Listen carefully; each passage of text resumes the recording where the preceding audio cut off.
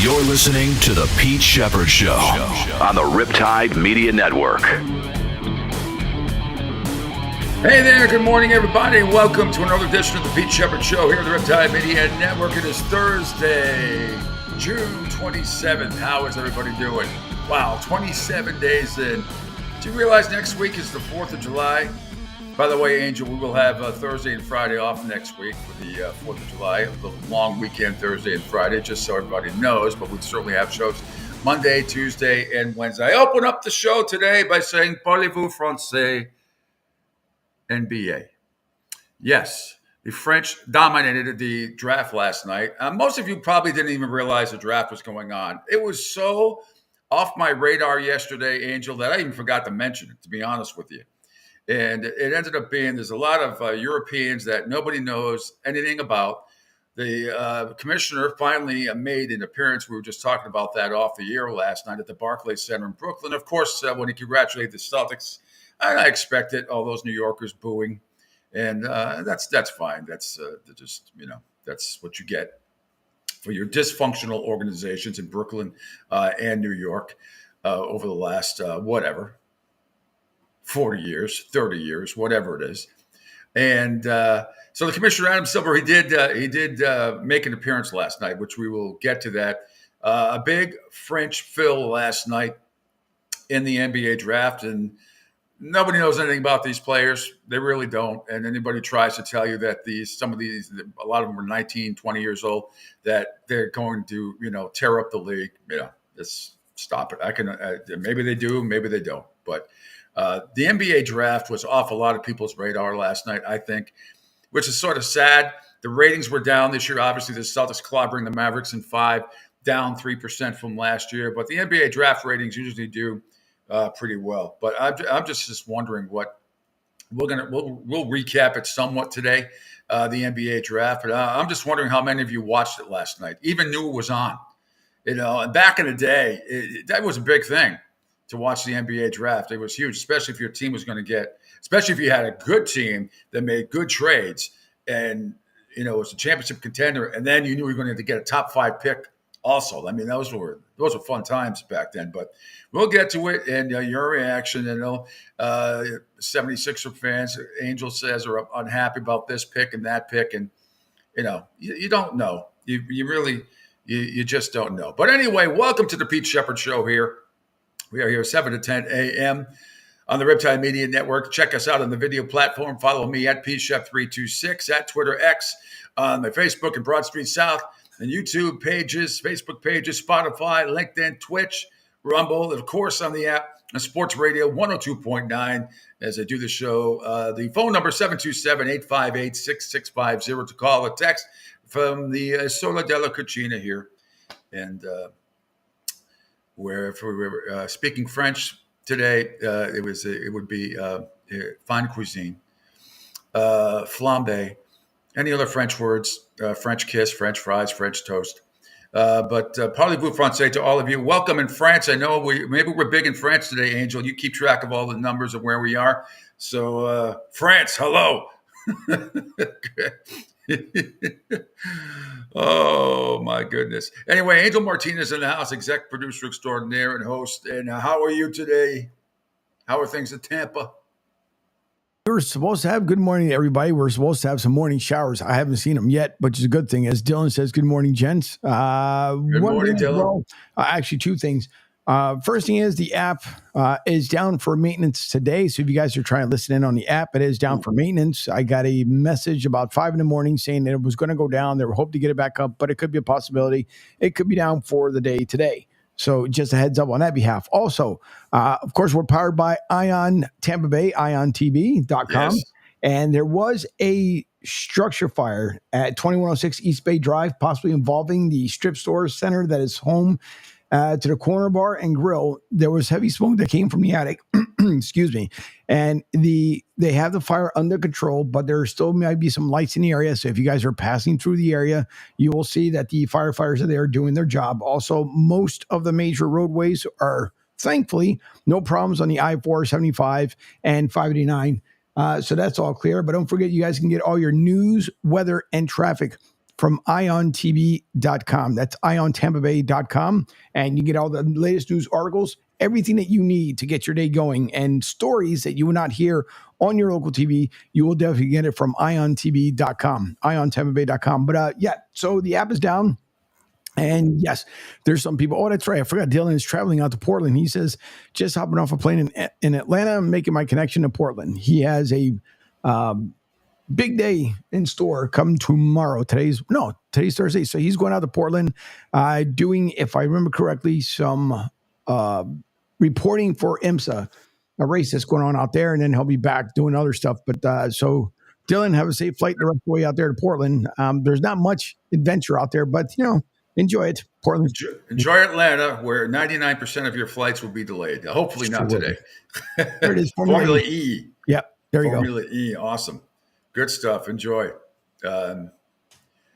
Meanwhile, again, the number to text or call is 727-858-6650. Did you watch any of the NBA draft last night, Angel? No. I didn't watch 1 second of it. Not 1 second of it. I saw highlights afterwards, and I just had absolutely no desire. I certainly wasn't going to wait to pick number 30 for the Celtics, and I think they got a freaking stud. And I'm not just saying that. This kid out of Creighton, I watch it. I'm a huge Big East fan. Almost every one of their games is on national TV from every team, not just my beloved Providence College Friars. But this kid from Creighton is the real deal. You get him at number 30, Baylor Shireman. Oh, my God. This is the only Division I player ever that has at least 2,000 points, 1,000 rebounds, 500 assists, and 300 three-pointers. In total, he had 2,233 points, 1,256 rebounds, 580 assists, and 300 three-pointers. Oh, is he going to fit in well with this team? I think. Off the bench. It is absolutely perfect. Real solid kid. Out of Creighton, can play the 2, can play the 3. So I am very happy with that. But let's recap initially the NBA draft. The number 1 overall. Actually, Angel, did you get the sound yet by chance?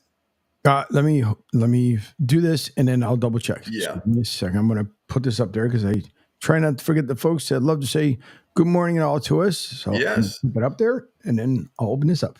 All right. Gas Pump Guy says, good morning, fellas. Ready to make today great. Rick Cecil, good morning. My buddy Rick Cecil, who I believe is on his way to Montana. He loves out there. I got to get out there. See, this is the time to get out to that part of the country. Wyoming, Montana. I'd love to take a road trip like Guy Fieri does and goes out to these places.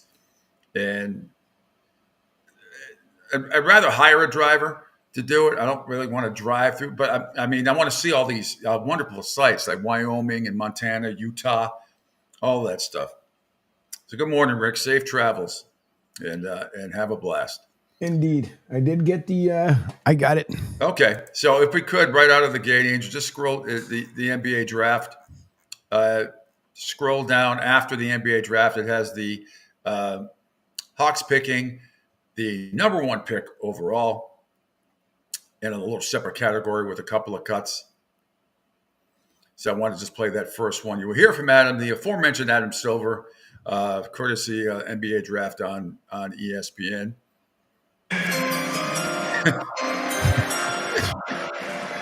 Wait a minute. What? With the first pick in the 2024 NBA draft, the Atlanta Hawks select Zachary Rizache from Lyon, France, and France's JL Boron-Bress. Yeah. Celebratory drinks going around for the second straight year. A player representing France goes number 1 overall as Zachary Rizache, the 19-year-old, is headed to Atlanta. He says that as long as he can remember, he was in the gym. His dad, of course, was an Olympic silver medalist with France. Of course, everybody knows that. A 6-time French League All-Star. His sister was the MVP of the U16 European Championship. Oh, well. And fellow Frenchman Victor Wembanyama, he says that he probably doesn't know anybody more talented than Zachary Risachet in this draft, Jay. Sure. Well, we talked about his versatility, Malika. He's a two-way wing that is a very confident shooter. He shoots just under 40% from three, and he's rangy on both ends of the floor.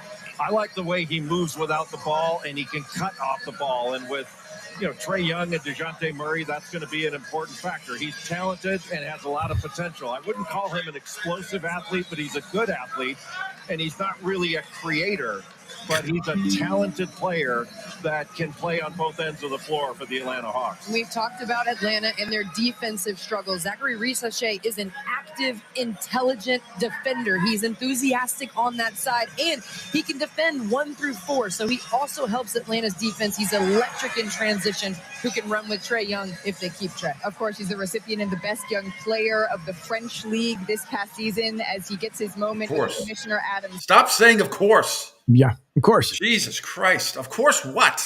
Well, of course. This kid averaged 11.1 points and 4 rebounds. Okay. Wonderful. Across the Euro Cup and the French League. All right. Wonderful. Our word of the day. Great. Let's see what he does in real competition here. But okay, let's play cut number 2 right from there, Angel, on Monsieur Zachary Risachet on being the number 1 overall pick. Come on, play nice. Frenchman goes number 1 in the NBA draft, and I saw you smiling as we took a look at the scene at State Farm Arena, your new home arena. What are you thinking about joining the Atlanta Hawks? That's a blessing, so exciting. There's a lot of feelings and emotions right now. I don't know what to say, but that's definitely special, and I'm so blessed by the years that all the work that I've been through, and all my family is here. I'm so happy to have them here, my friends, and this is amazing. I don't know what to say. That's special. You got it. It's very special. Congratulations, Zach. We'll send it back upstairs. Yeah, good stuff for him. Congratulations to him. It's just I love when the people on ESPN last night, they talk like an absolutes, like everybody knows who these people are. Nobody knows who they are. Nobody's watched them. You don't know. I guess you can go Google and YouTube highlights if you want, but I don't know what he's going to be. All I know is he averaged 11 points and 4 rebounds. All right. The good news is Bronny James didn't get drafted in the first round. That was good. The Lakers actually got Connect from Tennessee, who is a great player, and I feel badly for him that he's going to have to deal with that mess out there as well. He was the SEC Player of the Year, one of the great players in the SEC. He was absolutely outstanding. And we got more sound and more highlights from the NBA draft. And I don't know how much of this is really intriguing to people. Hearing the ding, ding, ding, ding, ding, ding. It's the same thing they use for the NFL draft, Angel. It's not the same. I know. That's why it kind of threw me off when I first said, wait a minute. Why would they use the same thing just about? Well, it's the draft. It's the draft. It's the draft. But I'll tell you this. I'd like to go one of these surprise picks, sort of surprising picks. If we go back, scroll back up, Angel, to NBA draft, and then it's 1, 2, 3, 4, 5, 6, 7, 8, 9, about 10 cuts down when Memphis selected Purdue big man Zach Edey, number 9. If we could play that. It's toward the bottom of the NBA, second to last cut on the NBA draft. The 15th pick in the 2024 NBA draft. No, 9th pick. It's Zach Edey from Purdue, Memphis. And that's what I had. That was started to play. It was Zach Edey, drafted 9th overall by the Grizzlies. With the 15th pick. I don't know. Okay, hold on. I don't know why it says 15th because let me try this again. Well, yeah, that's Khalil Ware, but they might have just put it in the wrong. It might be labeled wrong. All right, let me see if I picked the 15th one for the 9th pick. With the 27th pick in the Wow. Wow. All right, try the third to last pick with Memphis. Bob Myers reacts to the Grizzlies selecting Zach Edey. That's the he's an interest. This is the most surprising pick so far for me of the draft. I just didn't see him going this high. What do you think of the fit, though, with the Grizzlies? Well, I'll tell you why I like the fit with the Grizzlies. Jaren Jackson needs a 5 next to him. That's why. They tried to play Jaren Jackson. Steve Kerr tried to play him at the 5 in the USA games, and the Memphis tried to play him at the 5 this year. He missed Steven Adams quite a bit, and so did that team. So I think what Memphis is saying here is this is our next Steven Adams. And I think that's okay. That's fine. Zach Edey's one of the eye of the beholder guys. I did think he was going to be a first-round pick. Some analytical models have him way high, and some analytical models say you have to defend in space. This isn't college. His steal rate was so low. Can he move his feet? Things like that. So I can't wait. I'm going to enjoy watching him play because it's a fascinating storyline how he fits into the NBA. Well, yeah, and that just goes to show you how nobody knows anything. What some scouts say he can do this, and some scouts say he can't do that. He can do this. Just everybody just take a big, gigantic breath, and we'll see what happens. And some of the constructive criticism, is warranted. But who knows? Maybe he ends up being the greatest center of all time. Who the hell knows? He got better every year at Purdue. I know that. I mean, he's just amazing. He's a great screener. And, he's got to beef up a little bit. Of course.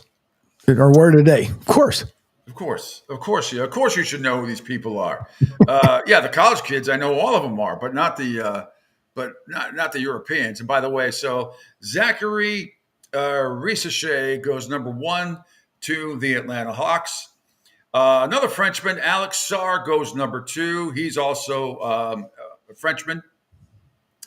Many thought he was the best prospect in the draft, I admit, because he's 7 feet. I think he's 7'1".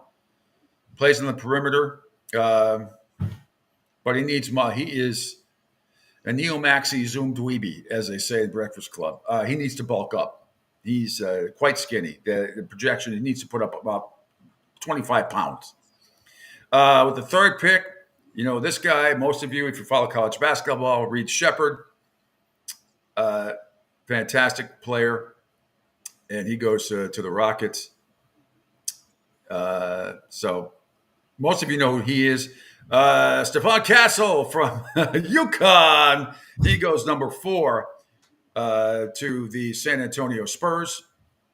Outstanding multi-potential defender there. Great stuff. Ron Holland out of the G League, who nobody knows about, is headed to the Detroit Pistons, and that mess over there with the number 5 pick. Then the number 6 pick, another Frenchman, Tijani Saloon, 18 years old. Sky Report, big, nice build. Should do great on the Charlotte Hornets, possibly. They need a 4-man more than anything else. Then going number 7 to the Portland Trailblazers, Donovan Clingan from UConn. Great player. Has to go all the way across the country to play for the Portland Trailblazers. But he's a guy I think you can build around. Great defensive player, obviously, with his size, rebounding, shot blocking. But he's a very underrated offensive player, I think. And you saw him in that team go all the way to the win back-to-back national championships. Number 8 pick, Rob Dillingham from Kentucky. Most of you know him as the SEC Player of the Year, I believe. Was going to the San Antonio Spurs, but then got traded to Minnesota. So that's what happened there. And actually, Angel, this is kind of funny. If we can go to one of the couple of videos I want to play today on my Twitter page, if you go down to the awful now, the great timing on the Woj bomb. If we can play that video, kind of funny. How they start talking about ESPN crew with all this stuff going on Rob Dillingham. Did you see it, Angel? Yep. I'm going to load it on the Of Course generator. Yeah.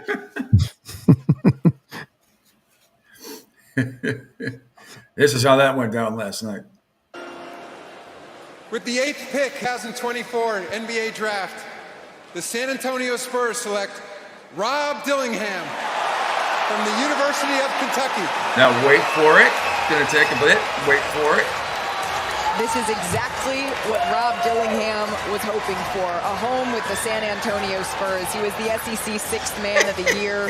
He studies the likes of Jason Kidd, of Steve Nash, of Darius Garland. And Missouri head coach Dennis Gates said this about Dillingham. He's probably the best isolation player in college basketball. And he is lightning in a bottle. When you talk about being crafty, explosive, high-flying, he has hang time. He can take contact in the air and finish.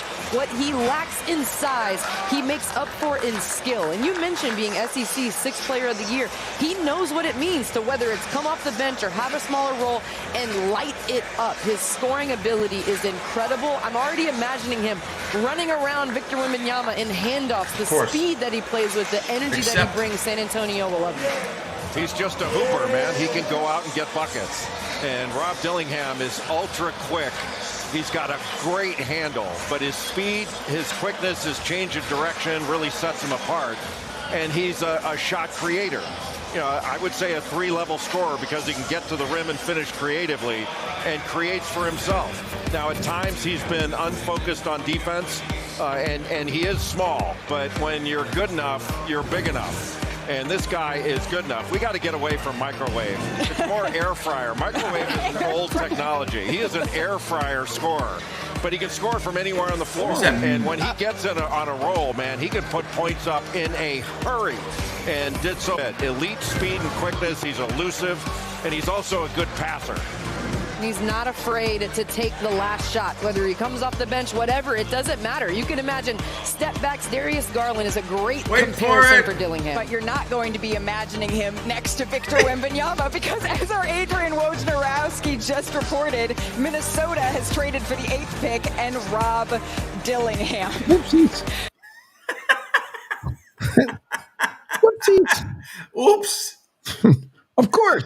Well, of course. So pivot, talking about a basketball term, huh? Pivot. See, I make a joke. Dillingham again. He's going to be next to Anthony Edwards, which is good. The scary stat about this guy, though, Rob Dillingham, and everything those guys just said is accurate. However, they didn't bring this up. He was rated in the bottom 1% for most of the season as a defender, and then he fell, Angel, to 0%. That's not good. It's not good. He's a very talented kid, 6'1", 164 pounds. But I don't know. I mean, that's look. I think he's good. I think it's a good fit for the Minnesota Timberwolves. I think it will be, especially like I said, next to Anthony Edwards. So I think that's a pretty good upgrade for them. Yep. Cody Williams, the shooting forward out of Colorado, goes to the Utah Jazz with the number 10 pick. He's 6'7", 178. And I'm sure most of the people in the country do not know who he is. His older brother's Jalen Williams, by the way. Is the rising star for the Thunder. And they're hoping that Cody can be the same type of a player. Going at number 11 from the G League, where nobody knows, the G League Ignite, Mattis Buzelis, 6'9", 197 pounds. Billy Donovan, good luck there. He doesn't shoot the ball particularly well. The scouting report on him is his senior year of high school. Hot streak doesn't reflect his otherwise lesser numbers. He also is somebody that needs to lock in on defense. He goes at number 11. I'm not impressed with most of this stuff so far, but we don't know. Again, we just don't know. Going at number 12, Angel, the point guard out of Serbia, Nikola Topic, 6'6", 190 pounds. He had a breakout season, then he got hurt, and then he emerged as a top 5 prospect. Great passer, and gets the ball into the paint, goes to a young team that can afford to be patient because of the Thunder's depth. Okay. Meanwhile, going to the Kings, my man from Providence College, Devin Carter, with the number 13th pick. He's a terrific player. He is Derek White-esque in a lot of ways. And I say that because he plays great defense, and he's great offensive rebounding guard. If you saw the Big East and his play this year, he is absolutely outstanding. He stepped up big time when Bryce Hopkins went down for the Friars earlier this year, and that cost them a trip to the NCAA tournament. So he has an NBA pedigree. This guy is ready to go. Watch this kid, Devin Carter. Very, very good. Needs to work on his shooting just a little bit, but he is solid guard. 6'2", 193 pounds. Meanwhile, going to Portland also in the first round, the number 14 pick goes to Carlton Carrington out of Pittsburgh. I like him a lot. Very good player. At number 15, the center out of Indiana was also a good player. Khalil Ware goes to the Miami Heat. The Miami Heat are in the news again today, Angel, because it doesn't look like, which we've been talking about for a couple of months now, that Jimmy Butler is going to sign with them, re-sign with them. It doesn't look that way. I think Pat Riley wants him out. We'll get to that in a second. Now, here's a pick that you say some of your Sixer fans aren't too happy about. They take Jared McCain, the shooting guard out of Duke. Dalton Connect, I would have taken him first over Jared McCain. But again, we don't know. But you love about what McCain brings. He's a shooter. He's a scorer. He's a good guy. He's got some charisma about him. Defensively, you put him and Maxey out there. Not great as two smaller guards, but there's a lot to like in the scouting report. Adding shooting around Joel Embiid makes sense, and his competitive spirit is worth betting on. So I don't think it's I think that's fine. Maybe he ends up being better, but Dalton Connect, I love this kid. I love him. He went to the Lakers at 17 out of Tennessee, 6'5", 212 pounds. He can play the 2 and the 3. But I don't know. What do you think about Jared McCain? I mean, I've seen him play a bunch of times. I think he's a really good player. I think Dalton Connect is better, but McCain might be a better fit for your 76ers there. I think McCain would be just fine. People are going to, because he's smaller in size, that's where they feel like the disconnect, and they think he won't be good enough. But listen, anything right now that we need to see out of the Sixers is to try to level up to be able to pass the first round, yet alone the second round. Oh, and by the way, get to the Eastern Conference Finals. So, I mean, it's not bad. And we'll see what happens in day 2. Day 1 is usually not something major for the Sixers. It's never been. Plus, a lot of guys they pick, they go to the Delaware Blue Coats. So they'll be there for a season or 2 before they decide what they want to do with the players. And who knows? There could be a trade towards the end of the evening. So I have. Yeah, I think he's staying with the 76ers. Look, the one thing this guy absolutely brings, and what I watched, is he brings a ton of energy. The guy is like the Energizer Bunny, which I think is something that the Sixers need, or any team would need. He's a pretty good facilitator as well with basketball. Mid-range jumping, he can improve on that a little bit, but he's great around the basket, and he's a really good rebounder for his size. So I think you're going to be okay. I think you're going to be okay with him. Yep, I think so. Let me see. Moving right along. Moving right along. Let's see. Let's take a break. We'll come back and recap some of the rest of the draft as well, and then we'll get into. I got a huge show coming up for you today. Rick Horrow at 8:30 this morning. Lots to talk about with these new stadium deals in Carolina and Jacksonville. We're also going to hear from Shad Khan about the renovations being approved. The owner of the Jacksonville Jaguars, will hear from him. Sean McAdam will talk some Major League Baseball from MassLive.com, and a great MLB insider. We'll talk to him at 9:05. And then Barstool Sports' very own, my good friend Jerry Thornton, at 9:30 this morning. And God only knows what we will talk about then. Before you head into the break, we got 2 other comments here. Rob Mitchell says, like the Celtics pick a lot. Absolutely. So do I. Yep. And Lobster22 says, not used to watching on X. Looks and sounds awesome. Thank you, Lobster22. And also for those who normally listen on the app, there is a maintenance day down. So you guys will not hear it on the app today. More likely, none of the shows will be up on the app today, only because it is down for maintenance. Hopefully they'll get it up maybe before the end of the show, but we'll see. I'll keep you guys updated. Also, don't forget on Ion TV, don't forget to follow those guys. Ion TV, IONTV.com on Twitter.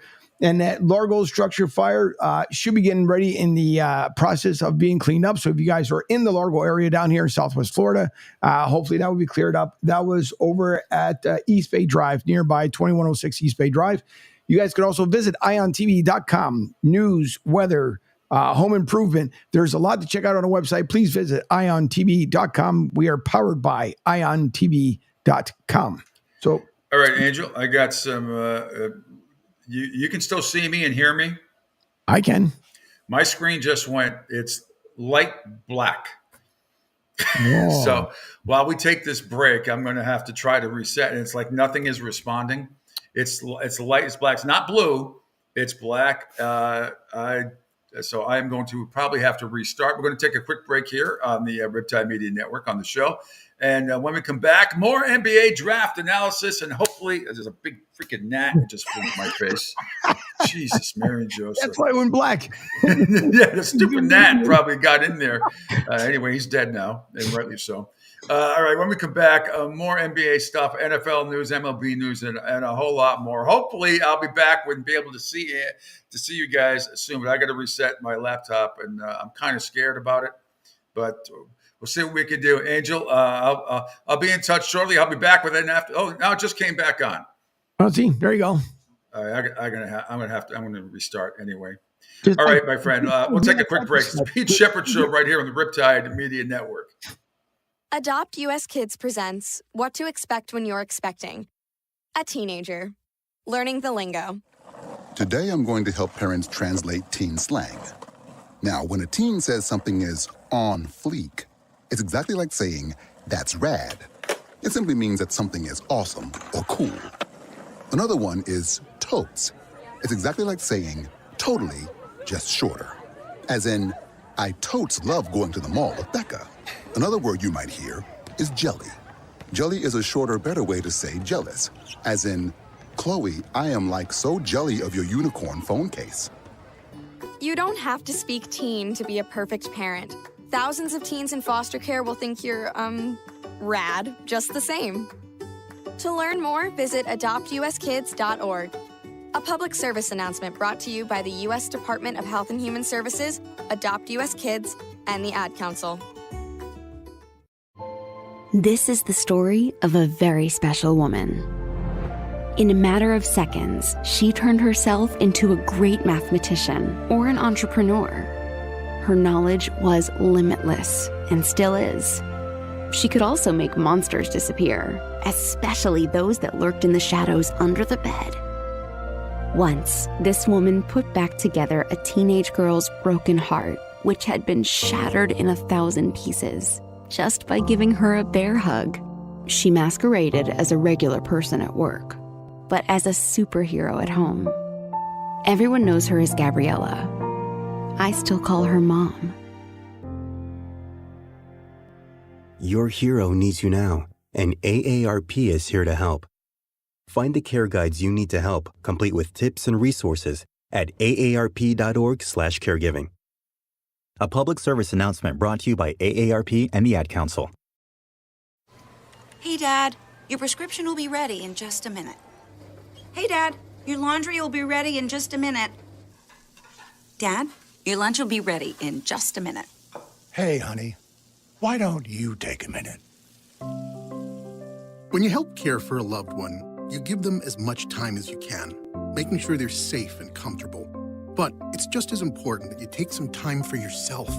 At AARP, we can help with information and useful tips on how you can maintain a healthy life balance, care for your own physical and mental well-being, and manage the challenges of caring for a loved one. Because the better care you take of yourself, the better care you can provide for your loved one. Thanks, Dad. Thank you. You're there for them. We're here for you. Find free care guides to support you and your loved one at aarp.org/caregiving. That's aarp.org/caregiving. A public service announcement brought to you by AARP and the Ad Council.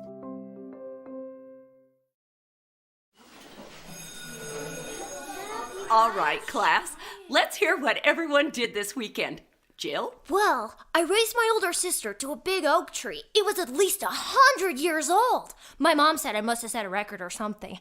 And then we went down by a stream and perched up on this huge rock and saw all of these little minnows swimming around way below us. And then I rescued my little brother from an evil slug king who was guarding him at the bush fortress. And my sister and I brought him back to our super twig fort for safety. And then we all laid out and told stories until it got dark. And the Big Dipper led us all the way home. Wow. Awesome. Where were you, Jill? Yeah. We went to the forest. It's not that far away. Anyone want to come this weekend? Ask your parents to take you and your friends to the forest this week and find the fun, adventurous you. It's closer than you think. Check out discovertheforest.org. Brought to you by the U.S. Forest Service and the Ad Council. The Pete Sheppard Show. It's fun for the whole family. if it's dysfunctional. Welcome back as we wait for Pete to do the Etch-a-Sketch move on his laptop. Sometimes it happens. It's, listen, live radio, live show. That's the way it normally goes here on the Southwest Florida's newest game in town, here on Sports Radio 102.9 FM. The Game. Sometimes things happen, folks. We go through it. It's one of those things. So hopefully Pete will be back here momentarily as we got into some NBA talk, and we'll give him a minute or two to see if he gets his laptop back up and running.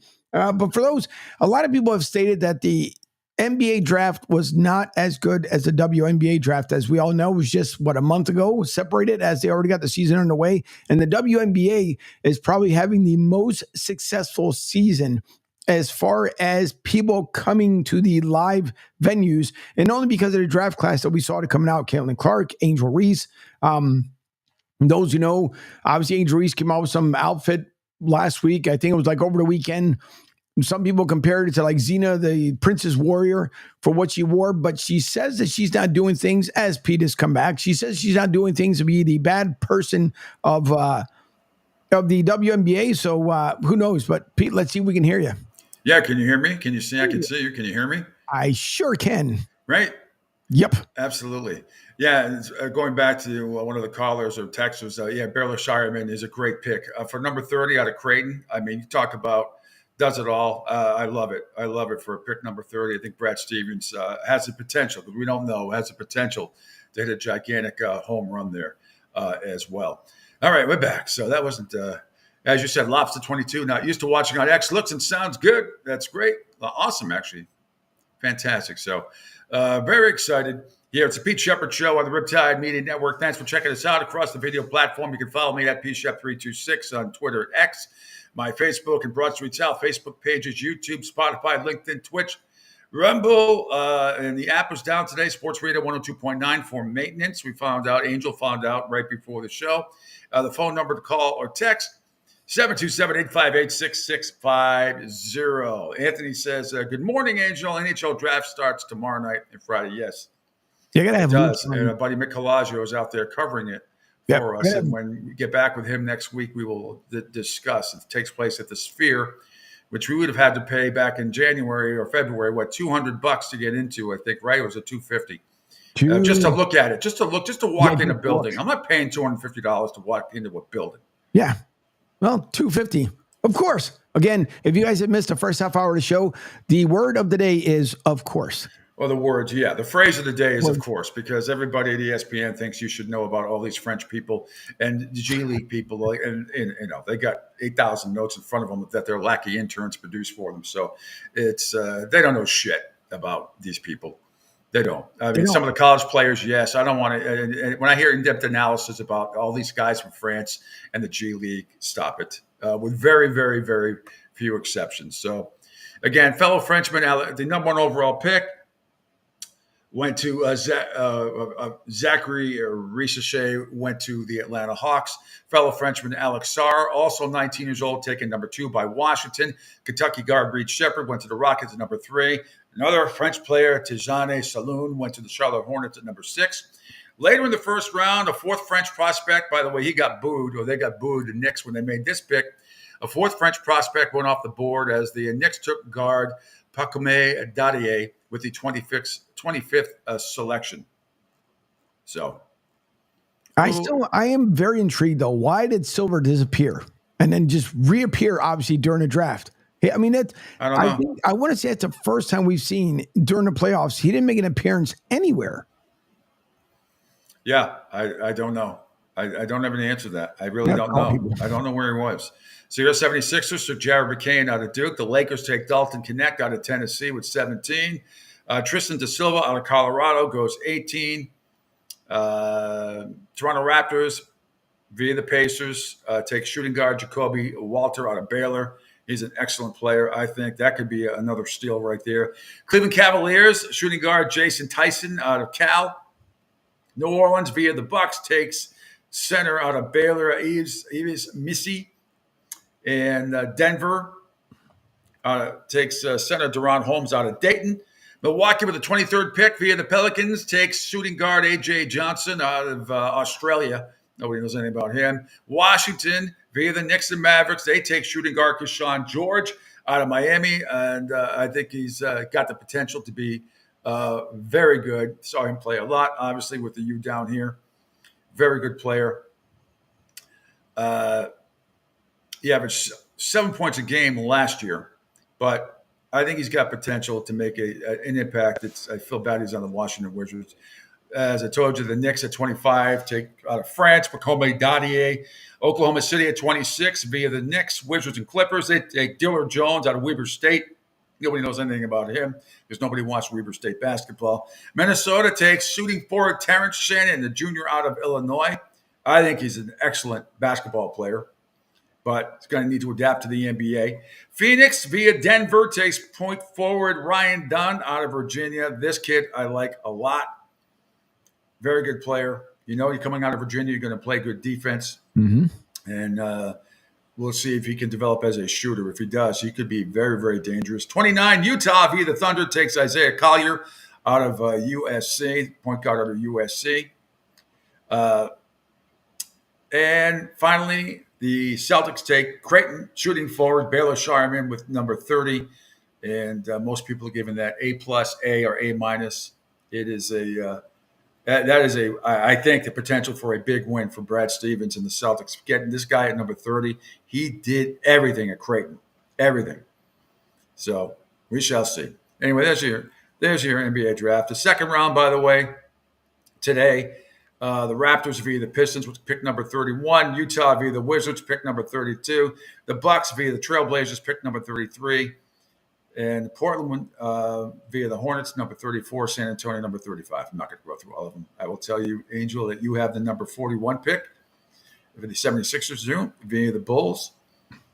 And my Celtics have the number 54 pick with the Mavericks. I guess what we're going to be waiting for, Angel, is the only reason, which I won't be watching the second round, but the only reason to watch is, do the LA Lakers at number 55 take Bronny James? And we'll see. It's going to be a lot of speculation that he's going to go to the Lakers at number 55, but I think it would be a big mistake. It would be. Tim Barrington, by the way, says NBA draft was uneventful, boring. Detroit, what were you thinking? I'm telling you that the WNBA got a lot more hype behind what the NBA had did, and I don't know. Well, because the players that played in this country, nobody knows about these French players. Nobody. Right. It's just it's very uneventful. And if you're talking about Ron Holland, the G League Ignite, the shooting forward, that's who Tim is talking about here with the Pistons. He was the number one recruit in the country last year. This year, but in the G League, up and down season, he's talented, does a lot of good things. The Pistons need shooting, and this guy is not a very good shooter right now. Maybe he develops into one, but so Tim, you may have a point. We'll see, but it's the Pistons. Look what they just did. They just fired another coach. Is going to get $68 million the rest of it, for a few more years. I mean, it's the Pistons. This is what happens when you have crappy ownership from the top to the coach. So actually, I'm not surprised that they made a stupid pick. It may end up being a stupid pick, but yes, your overall point, Tim, the NBA draft was uneventful. I didn't watch 1 second of it. Not 1 second of it at all. So I'd be interested. And the ratings are usually good for it, but we shall see. All right.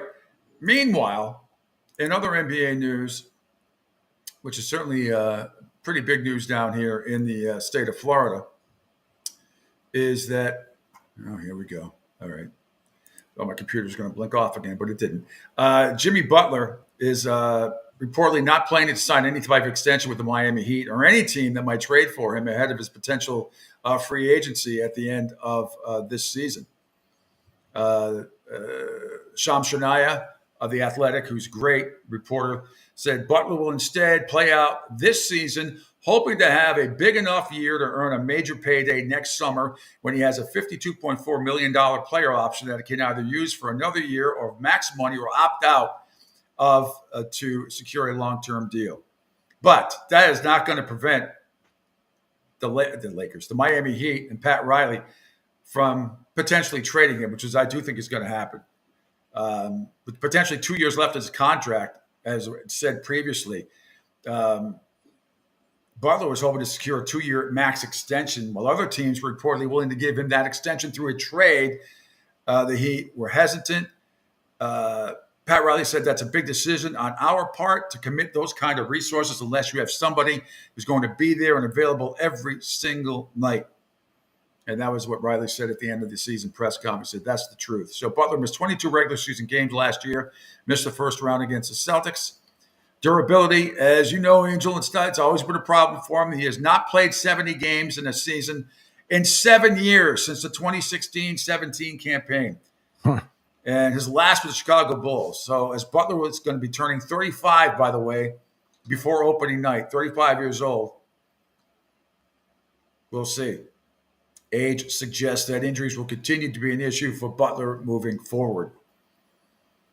And with his hesitance to sign an extension, may complicate possible trade talks, does not take them off the table entirely. Teams can theoretically trade for him if they want, either treating him as a rental or with the hope that they could sway him to extend down the line. But yeah, if he gets traded, I think it will be a team on the rise or a team that's already in the playoffs. They did sign All-Star Bam Adebayo yesterday, a 3-year max extension for him. Again, the Heat have been in the play-in tournament a couple of years in a row. They've reached 2 NBA finals in the past 5 seasons, and their regular seasons have largely been average. They don't usually feel like playing, it seems, until the end of March or April. It certainly seems that way. But I will be surprised if Jimmy Butler is on the Miami Heat this year. I will be surprised. I think the Lakers, they're not going to give him away. Pat Riley's not that stupid. But I think it's going to be a long shot at best, to me, if he's still on that team. Bring him back to Philly. I'd have no problem him being a 76er all over again. Tim says, watch out for France in the 2028 Olympics in basketball. Yeah. Yeah. You know, definitely if all these kids that got drafted last night, if they are soon to be, if they live up to their potential, yeah. But the number 1 overall pick, 11 points, 4 rebounds. I mean, it just doesn't, these guys just don't jump out at me. I've seen I've looked at highlights this morning of all of them. And I mean, when I say highlights, like 10 seconds worth. If that means anything, which it doesn't. So I have no idea. I'd like to see him, they're in the summer league games, you get kind of a better idea, even though the summer league, you just, you're not playing. I think people get way crazy about the summer league sometimes with some of the rookies, but, I just want to see their style. But no question, WNBA games with Angel Reese and Caitlin Clark, you knew who they were. You saw them play all year. There was no Angel Reese or Caitlin Clark in the NBA draft this year. There just wasn't for the men. Especially when the 2 top picks are from France and nobody knows anything about them. Yeah. Despite what some people might tell you, they don't know anything about them. They got a couple of highlight reels. You think Stephen A. and others at ESPN are sitting there watching French basketball highlights? They're going to get the video? No, they're not getting it. They get to get the video that we've all seen. And they're going by what other people are saying about those young kids. And maybe they end up being the greatest thing since sliced bread, or maybe they suck beyond belief. We don't know, and I'm not even going to pretend to tell you about it. But I will tell you about Total Sports Prep. And for the best articles and audio, there's only one source that provides everything you need 365 days a year to satisfy your sports crave. It's Total Sports Prep. The staff combs through the best articles and audio so you don't have to. Sports and non-sports kicker stories will leave you laughing all day long. To get your free trial of Total Sports Prep, contact them, info@sportsbroadcastingcoach.com. That's info@sportsbroadcastingcoach.com. Total Sports Prep, the name says it all. You can see it on your screen right there. Thank you, Angel. Welcome. Great job, as always. All right, if we could go back to, speaking of Total Sports Prep, we can go back, scroll close to the top, to the NFL. And we told you yesterday what was going on in Jacksonville. Means another Super Bowl is coming. Because the Jacksonville Jaguars got the approval by a 14-1 vote to the Jaguars and the city have agreed to each contribute $625 million to the renovation, but the city also has agreed to pay $150 million over the next 2 years on maintenance and repairs to prepare the stadium for construction. That means the city will be responsible for 55% of the total cost. And if we could, here is Jacksonville Jaguars owner Shad Khan on the approval of the Jaguars' new stadium, Angel. This has been a long time coming. Last night, our distinguished mayor said this was a generational decision, city council approving the new deal. How would you describe it? Well, I think it absolutely is generational, and I think it sets the stage really for great things to come for the city and to realize its potential. When you bought this team more than a decade ago, it faced so many challenges. There was always talk, it seemed, they're moving the team, but you stayed steadfast in your commitment to this city. Why? Because, I love the city, and I thought we could, it was a challenge, but, we could use the team to help the city, okay? NFL, has stature, has power. Let's use it to make the city even better. Not buying it. Well, I mean, look, it's you get stadiums like this, you get Super Bowls, and you can make that money back or a lot of it back by getting a Super Bowl. Like I said, it better be a hell of a lot better than it was in 2004 when my Patriots beat your Eagles. And it's not that the people weren't nice or everything else, but they had 5 years to prepare for that, and they simply were not ready. They weren't ready. People had to stay on cruise ships. There weren't enough hotels. Maybe there are now. There were no cabs. The restaurants were only half full because the restaurants were understaffed or they weren't prepared to host that many people. It was aesthetically, it was a disaster. It really was. It was a disaster. Of all the Super Bowls I've been to, that by far was the worst. And I'll tell you what, Vegas might be the second worst after last year. Yeah, That might be my second least favorite place I've ever been for a Super Bowl, as far as atmosphere and how they treated everybody. It just seemed like it was like I felt like we could have done. We had a better time in Tampa or down here in Fort Myers. That's how uneventful it was. I mean, we got to meet. We had some great guests, and we got to see a lot of people. And I understand all that, but as far as the atmosphere and everything else, that city was. It was like, I was so unimpressed by that trip out there. I think was. for what they knew that was coming, like you would think, especially Vegas, everything is like Texas, right? Everything is bigger in Vegas, but you have all the gambling aspect. There wasn't much of anything as far as out on the streets for you to go out there and take a look. Like, I mean, the convention center, they did a nice job, don't get me wrong, getting it set up. It was humongous as far as for the fans to be able to go out there. But on the media aspect of things, what was it? One day it was like 9:30 in the morning. Guys, say, if you touch that donut, I'm not. The guy didn't say people, so relax. But pretty much the look that he gave you was, if you touch that donut or coffee, I'm cutting your fingers off. The union's not here yet. We got to wait for the union to arrive in order for you guys to get your stuff. So that was, to me, I didn't like it the way Vegas had set it up. Yes, we had a lot of guests. That was the absolute best part of it. But how things were set up. And then if you went next door because you were getting a day pass for somebody, you had to go all the way out the building, go back outside, down the steps, through security, come back up to be cleared again, when all you had to do was just put the magic door in between and walking in. But whatever, that's what that was. And there was something else too I wanted to say. You had mentioned about and as far as Jacksonville, when it comes to Con, listen, Jacksonville Jaguar fans, don't get upset because you guys do have a good team. Obviously, you have Dougie P, my former head coach, that won the only Super Bowl in Philadelphia history.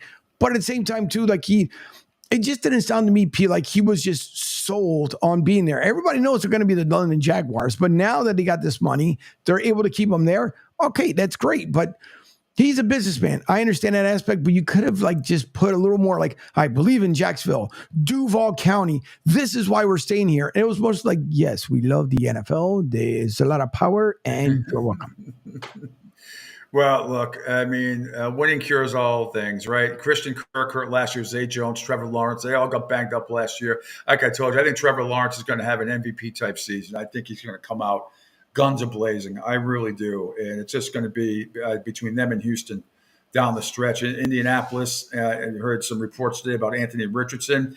He's looking pretty good, but still has some shoulder soreness. So I think it's going to, at least initially, it's going to be the Jaguars and the Houston Texans, and they'll battle it out. The Jaguars, the only game where they won the last 6 weeks came against Carolina when they shut them out 26-0.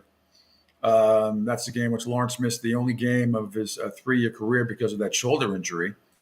They lost to Tennessee in the regular season finale, 28-20, after failing to get into the end zone on consecutive downs. Remember that from the 1-yard line with 7 minutes to play. And then Calvin Ridley dropped what could have been a touchdown pass with 2 minutes to go. So things just went awry for the Jaguars last year. They finished 9-8 for the second year in a row.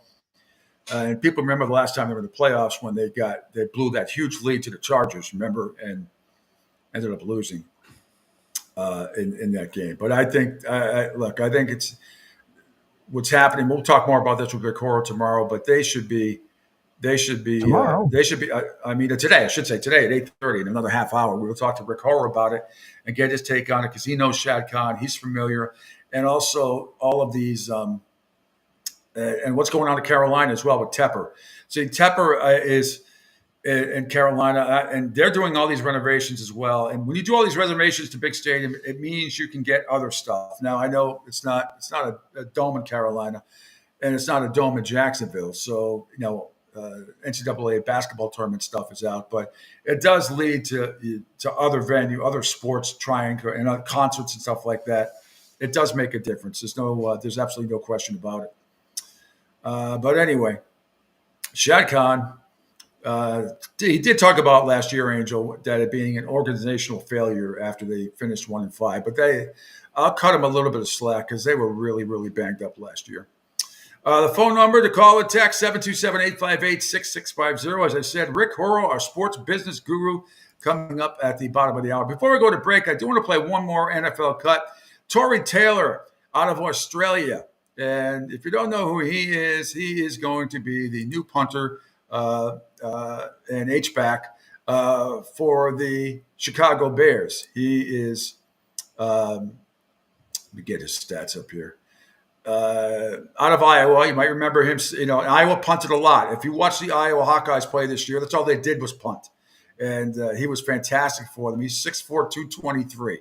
I think you're going to like him. And here's what he said about adjusting. Like the NFL so far. Yeah, it's great. I mean, it's just all the guys have really welcomed me amongst the team, which is, pretty special. Like, I don't have any family or anything like that over here. So I guess, similar at Iowa like it is here, all the guys in the building, they're all my family and things like that. So I've loved it so far. It helps when you got a veteran kicker and a veteran long snapper and Pat and Cora kind of leading me along the way. So to answer your question, I've absolutely loved it so far. They're a fun group. Yeah, those two. Great group. You guys got a good great bunch of guys. This is a good time to be in Chicago summer, all that. Are you enjoying it? Yeah, I'm loving it. Yeah. Although I was in Iowa just down the highway, so I certainly know what winters are going to be like, but it's probably going to be a little bit colder. It's a little bit different in the winter. Yeah. But what's Australian summer like? Similar to now, but a little warmer. Okay. It's never really humid because it's right, obviously, by the ocean. Weather's a lot nicer in Australia. Yeah, we'll see. The kid can kick, though. There's no question. And look, he goes to a team that is loaded on offense. Romeo Dunze, DJ Moore, Keenan Allen, of course, the rookie quarterback. It's all going to be on him. Caleb Williams. He is going to have, for all the rookie quarterbacks this year, he was without a doubt going to be under the most pressure, in my opinion. Matt Eberflus, I still have no confidence in him.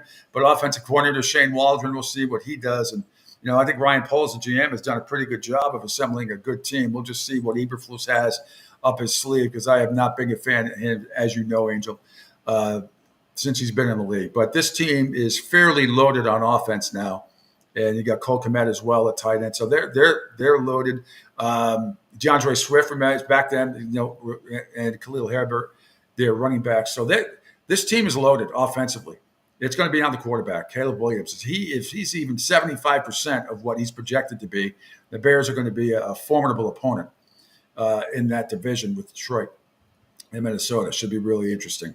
All right, 1 hour down, 2 more to go. It is the Pete Sheppard Show. Angel Martinez, executive producer and host extraordinaire, with me as well. Rick Horrow, sports business guru, at the bottom of the hour. Next hour, Sean McAdam talking MLB, coming up at 9:05. And then Jerry Thornton from Barstool Sports will join me at 9:30 to talk about everything that is insignificant in your life and maybe get his thoughts on the presidential debate coming up tonight, which is another thing that I will not be watching. Watch it. It's the most exciting thing since nothing. Just does nothing for me. And I you know what would be interesting in the debate tonight? How much more applause will be there than actual talking? You know, how many numbnuts will shout stuff out in the audience because we, as a society now, it's just so out of control. No matter who's speaking, whether it's Trump or Biden, it doesn't really matter. I'm wondering with the ethics. What is how the how when the questions are asked, how are they going to be received, and the respect factor, which I expect none. At all. And I'm just wondering how the audience is going to be tonight. That fascinates me, but I'm still not going to watch till after. I do believe there's not supposed to be anybody in the audience. I think. Oh, is that true? That's how much I'm in touch with it. Yeah. No, I think that's what he talked about a month ago. They were saying it's a good possibility it won't have anybody because of the way it's gone in the past. Because remember when they used to debate, it used to be quiet, people were cordial, and then they would wait to the very end if they would say something. But now, because it's become like a peanut gallery. Well, the moderators, and it's pressures on the moderators in this thing. It's just the when you see the last. When you see the State of the Union address and the lack of respect and people, Congress people shouting out shit and yelling and screaming, and it's just, I don't care who's in the office. I mean, there's a certain decorum you have to have. You should have. You shouldn't be yelling out stuff. I understand people want to stand up and applaud, and it's certain things that the president will say or whatever. It doesn't matter who's in office. I just think that we've sort of lost it as a society. The professionalism. And when you're in the State of a Union address and you can't, people are yelling, screaming stuff out. I mean, it's embarrassing. It really is. That's another reason why I won't watch. All right, now I'm late. That's okay. Quick break. It's a Pete Sheppard Show right here on the Riptide Media Network.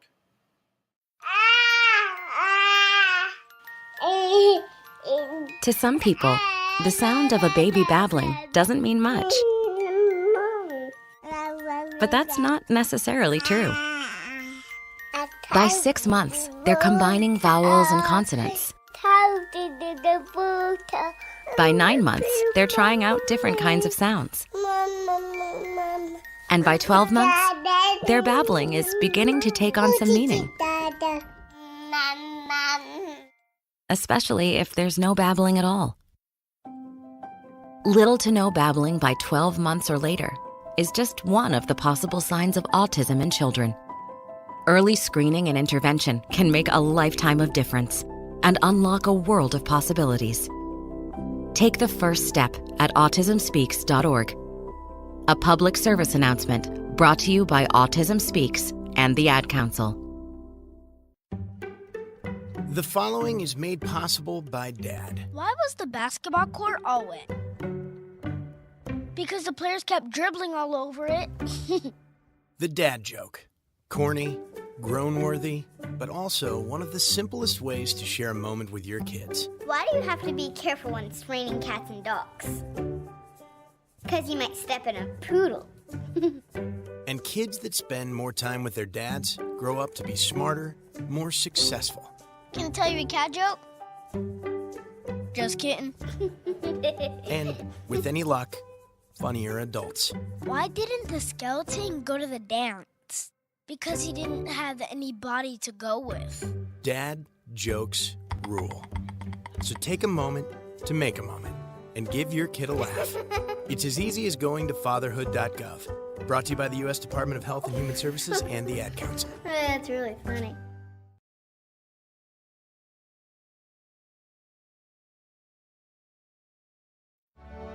Okay, men, this is your time. Maybe you didn't choose this, but you're here now. You're gonna go out there and be an all-star caregiver. It's up to you. So what are you gonna do? You're gonna go grocery shopping, cook, clean, be there emotionally and physically. You gotta dig deeper. Drive them to physical therapy, doctor's appointments. Don't you forget about the pharmacy. No, you won't. Because that's what caregivers do. Don't give up. Don't ever give up. This is your time to show the world your family, and yourself that you're tougher than tough. Now go out there and be the best caregiver this world has ever seen. Caregiving is tougher than tough. Find the care guides you need at aarp.org/caregiving. A public service announcement brought to you by AARP and the Ad Council. Hi, I'm Danica Patrick and proud aunt. Watching my nieces grow, play, and learn is amazing. But not every child gets to be carefree. 1 in 6 kids in the U.S. are hungry. 1 in 6. That little girl sitting alone at the playground, she can't play like the other kids. She doesn't have the energy because she's hungry. School lunch will be her only meal today. It breaks my heart that this is the reality in our country, but it's something that Feeding America is working to change. Each year, the Feeding America network of food banks rescues billions of pounds of good food that would have gone to waste. This food is then provided to families and children in need. Being a kid should be about using your imagination, learning, and having fun. These children shouldn't have to miss out on simply being a kid because they're hungry. To find out how you can help end childhood hunger in your community, visit feedingamerica.org. Brought to you by Feeding America and the Ad Council. The Pete Sheppard Show. It's fun for the whole family. If it's dysfunctional. Angel, the commercials are still playing, but back here on the Pete Sheppard Show, hour number 2, here in the Riptide Media Network. I'm hearing the commercials in the background. Yeah, don't go away. There's no commercials playing on our end, but just keep it rolling, as we say here in the media outlets. Okay, I hear it in my headset. I can see it on my screen. Hang on. I don't know how that popped up, but there we go. Now it's gone. All right. Now it's gone. I want to make sure I wasn't seeing things. Anyway, no big deal. Welcome back. Hour number 2 of the Pete Sheppard Show with the Riptide Media Network. And check us out on the video platform. As always, follow me at PShep326 on Twitter, X, my Facebook and Broad Street South pages, YouTube, Spotify, LinkedIn, Twitch, Rumble. The app is down for maintenance today, Sports Radio 102.9. Hopefully you'll be back later today or tomorrow. And the number to call, 727-858-6650, 727-858-6650. That is the number. Thanks, everybody, so far. Got a lot of people checking us out so far, Angel, on Twitter and Facebook, the stuff that I can see as well. So it's just great to have everybody. It's great to you find me as an alternative to all to get rid of all the minutia that you might be hearing around the country. I'm a straight shooter. I tell it like it is. May not always be right, but we try to make it informative and entertaining here on the Pete Sheppard Show. And Angel, you're off today. So is Rich Quinones middays with you, but hopefully you'll both be back tomorrow. Is that the plan, or is it going to be on Monday? No, no, Q will be back tomorrow. He had a boxing event that he had to take care of today. And so that's the reason why he wasn't on. And for me, because I've been taking care of my lovely wife to make sure she had. That's why I've been off this week, but I'll be back next week. Of course, next week, you guys, will be a condensed week as well, because we have a 4th of July.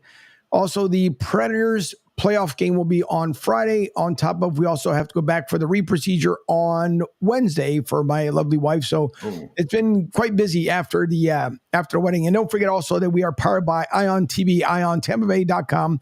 And as we alerted you guys earlier, on East Bay Drive, 2106 East Bay Drive, they are cleaning up. The small fire that was there was contained. They're trying to figure out that it was started probably in the kitchen of a business there. But make sure you follow IonTV.com. Also on Twitter as well. X, I'll keep calling it Twitter. On IonTV.com. And you guys can keep up with the latest news, weather, and traffic related. And it is going to be hot here in Florida. Yes, it is. Yes, it is. Already expect to be in the night. We were supposed to get morning showers here in the Fort Myers area as well this morning, Angel. We did not get them. We were supposed to get them yesterday afternoon. We didn't get them either yesterday afternoon.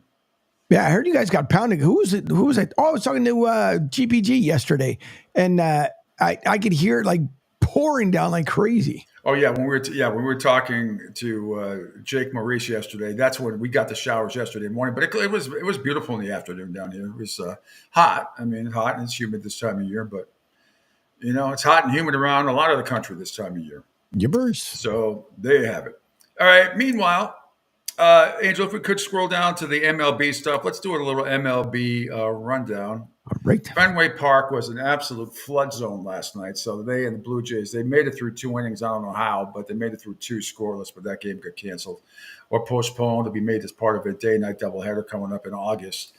And then if you saw, which we'll get to, the Mets Yankees highlights, the stuff that hit Boston hit New York shortly afterwards. That they ended up finishing that game. But all right, let's begin, Angel, shall we, with the San Francisco Giants and the Chicago Cubs. And the first cut, thanks to Marquee Sports, Suzuki's solo shot ties it in the top of the 5th.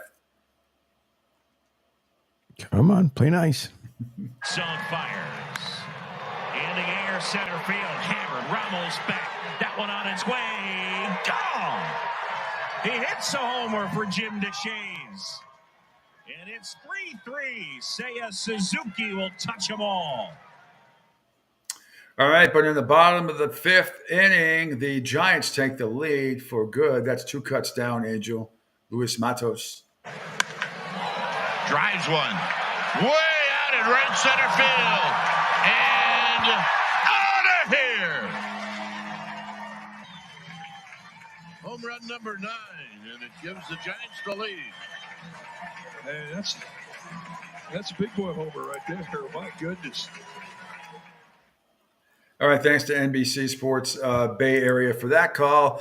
Next up, the Dodgers and the White Sox, which was interesting about this game. Well, let's play cut number 2, Angel, as that guy, that Ohtani kid, that kid, he gives the Dodgers a 1-0 lead. Be a White Sox at that point. There's a smash, right center field. Forget about it. The marvelous one. Shohei Ohtani has done it again.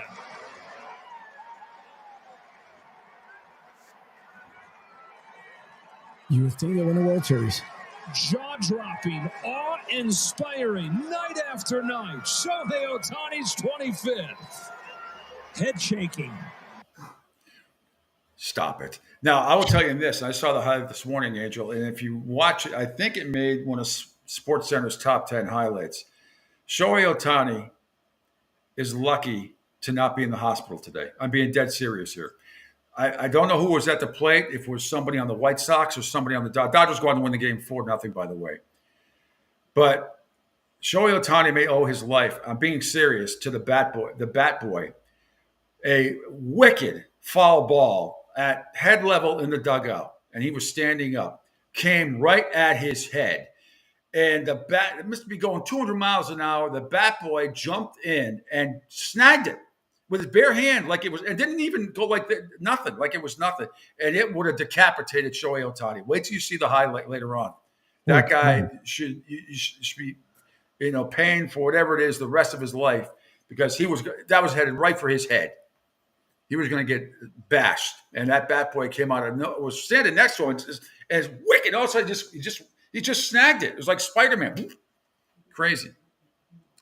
I'm surprised they don't have They don't. I know the guys like to stand there at the ballparks and put their feet under when they're leaning against the post. I'm almost surprised they don't put some sort of webbing there. No, he wasn't. It wasn't even that, Angel. He was sitting in the back of the dugout, standing up, sort of like it looked like almost in a stairwell a little bit, but standing up. And the bat boy happened to be sitting at the edge of the dugout and just snagged it. It wasn't like he was on, sitting, standing forward or whatever. He was as far back probably as you can be, and it was just a coincidence. That thing was coming at his head like 200 miles an hour, and the bat boy stuck his hand out, and I think saved him from a hospital visit or some very severe injuries. So anyway, meanwhile, that was the big highlight for that game. Pittsburgh over Cincinnati 6-1. Don't need anything there. Atlanta in game 1 over St. Louis by a score of 6-2. Jared Kelenic connects in the top of the in game 1 in the top of the 6th. Oh, hang on. Something went wrong here. Atlanta, top of the 6th. Yep. And here we go. And again, here we go. Here we go. Maybe the 5th time's a charm. There's some. He waits a 1-1. He lifts this in the air to right field. That ball is headed towards the bullpen, and that's where it will land. A 2-run shot for Jared Kelenic, He has 3 hits already on the afternoon, and Atlanta now leads it 6-2. All right, thanks there to the Bally Sports Southeast. Braves win 6-2. That's a final game. 2 went to the Cardinals by a score of 4-1. San Diego and Washington went at it yesterday, and that was an 8-5 win, ended up by the Padres over Washington. The big highlight there, Angel, fourth cut number 4 came in the bottom of the 8th inning for the Padres. In the air to deep left field. Higashioka sends one. Gone! Higashioka plays in Slam Diego. Grand Slam opens it wide open. 8-0 on his second homer of the day. Thanks to the MLB Network. Yes, Kyle Higashioka, grand slam, and he did hit one. That was in the bottom of the 8th. In the bottom of the 2nd, he had a 2-run shot as well for the Padres. They go on to beat Washington by a score of 8-5. Meanwhile, Baltimore and Cleveland, pretty good game last night. But in the end, it was the Orioles. If we could play cut number 1 there, Angel. 4th innings tonight. Cedric Mullins, high fly ball, down the line and right, toward the pole. Orioles take their first lead. Just inside the pole and up onto the flag court.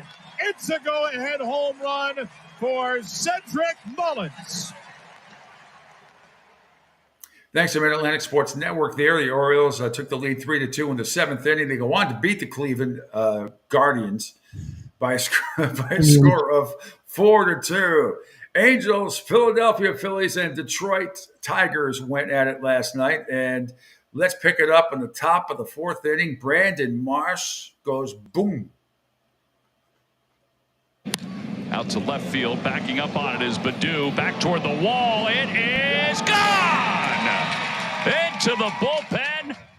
Opposite field home run for Brandon Marsh. It's his 7th of the year, and the Phillies take a 3-1 lead. He gets himself a fastball. We sometimes forget how much power this guy has. And at first, it was the launch angle was pretty high. He didn't think it was going to go out, but he can backspin the ball, and he certainly did there for that home run to left.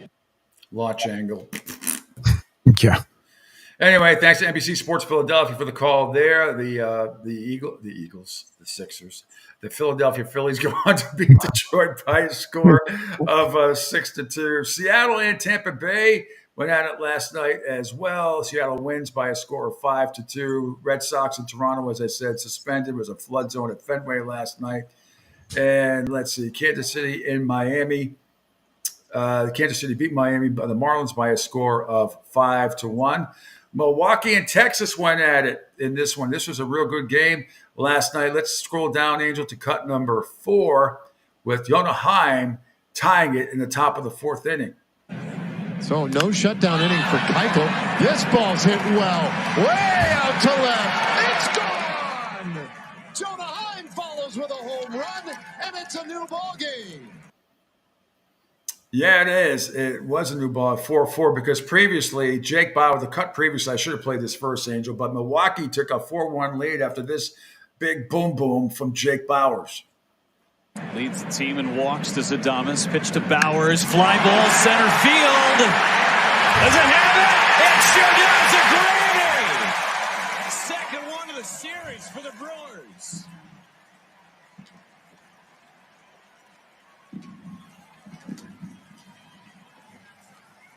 Right off the facing of the scoreboard. Second grand slam of the season. Thanks to Valley Sports Wisconsin with the call. And then later on in the bottom of the 4th inning, this was it again. So that put the other home run by Bowers put the Milwaukee Brewers up 4-1 in the bottom of the 3rd. Let's head to the bottom of the 4th inning. Probably one of the most exciting plays in all of sports happened. And here's what happened with the Brewers in the bottom of the 4th. Churio, soft into center, base hit, and it gets by. Churio on the move. He's on his way to 3rd. He's going to be sent. Relay throw, late. It's an inside the park homer for Jackson Churio.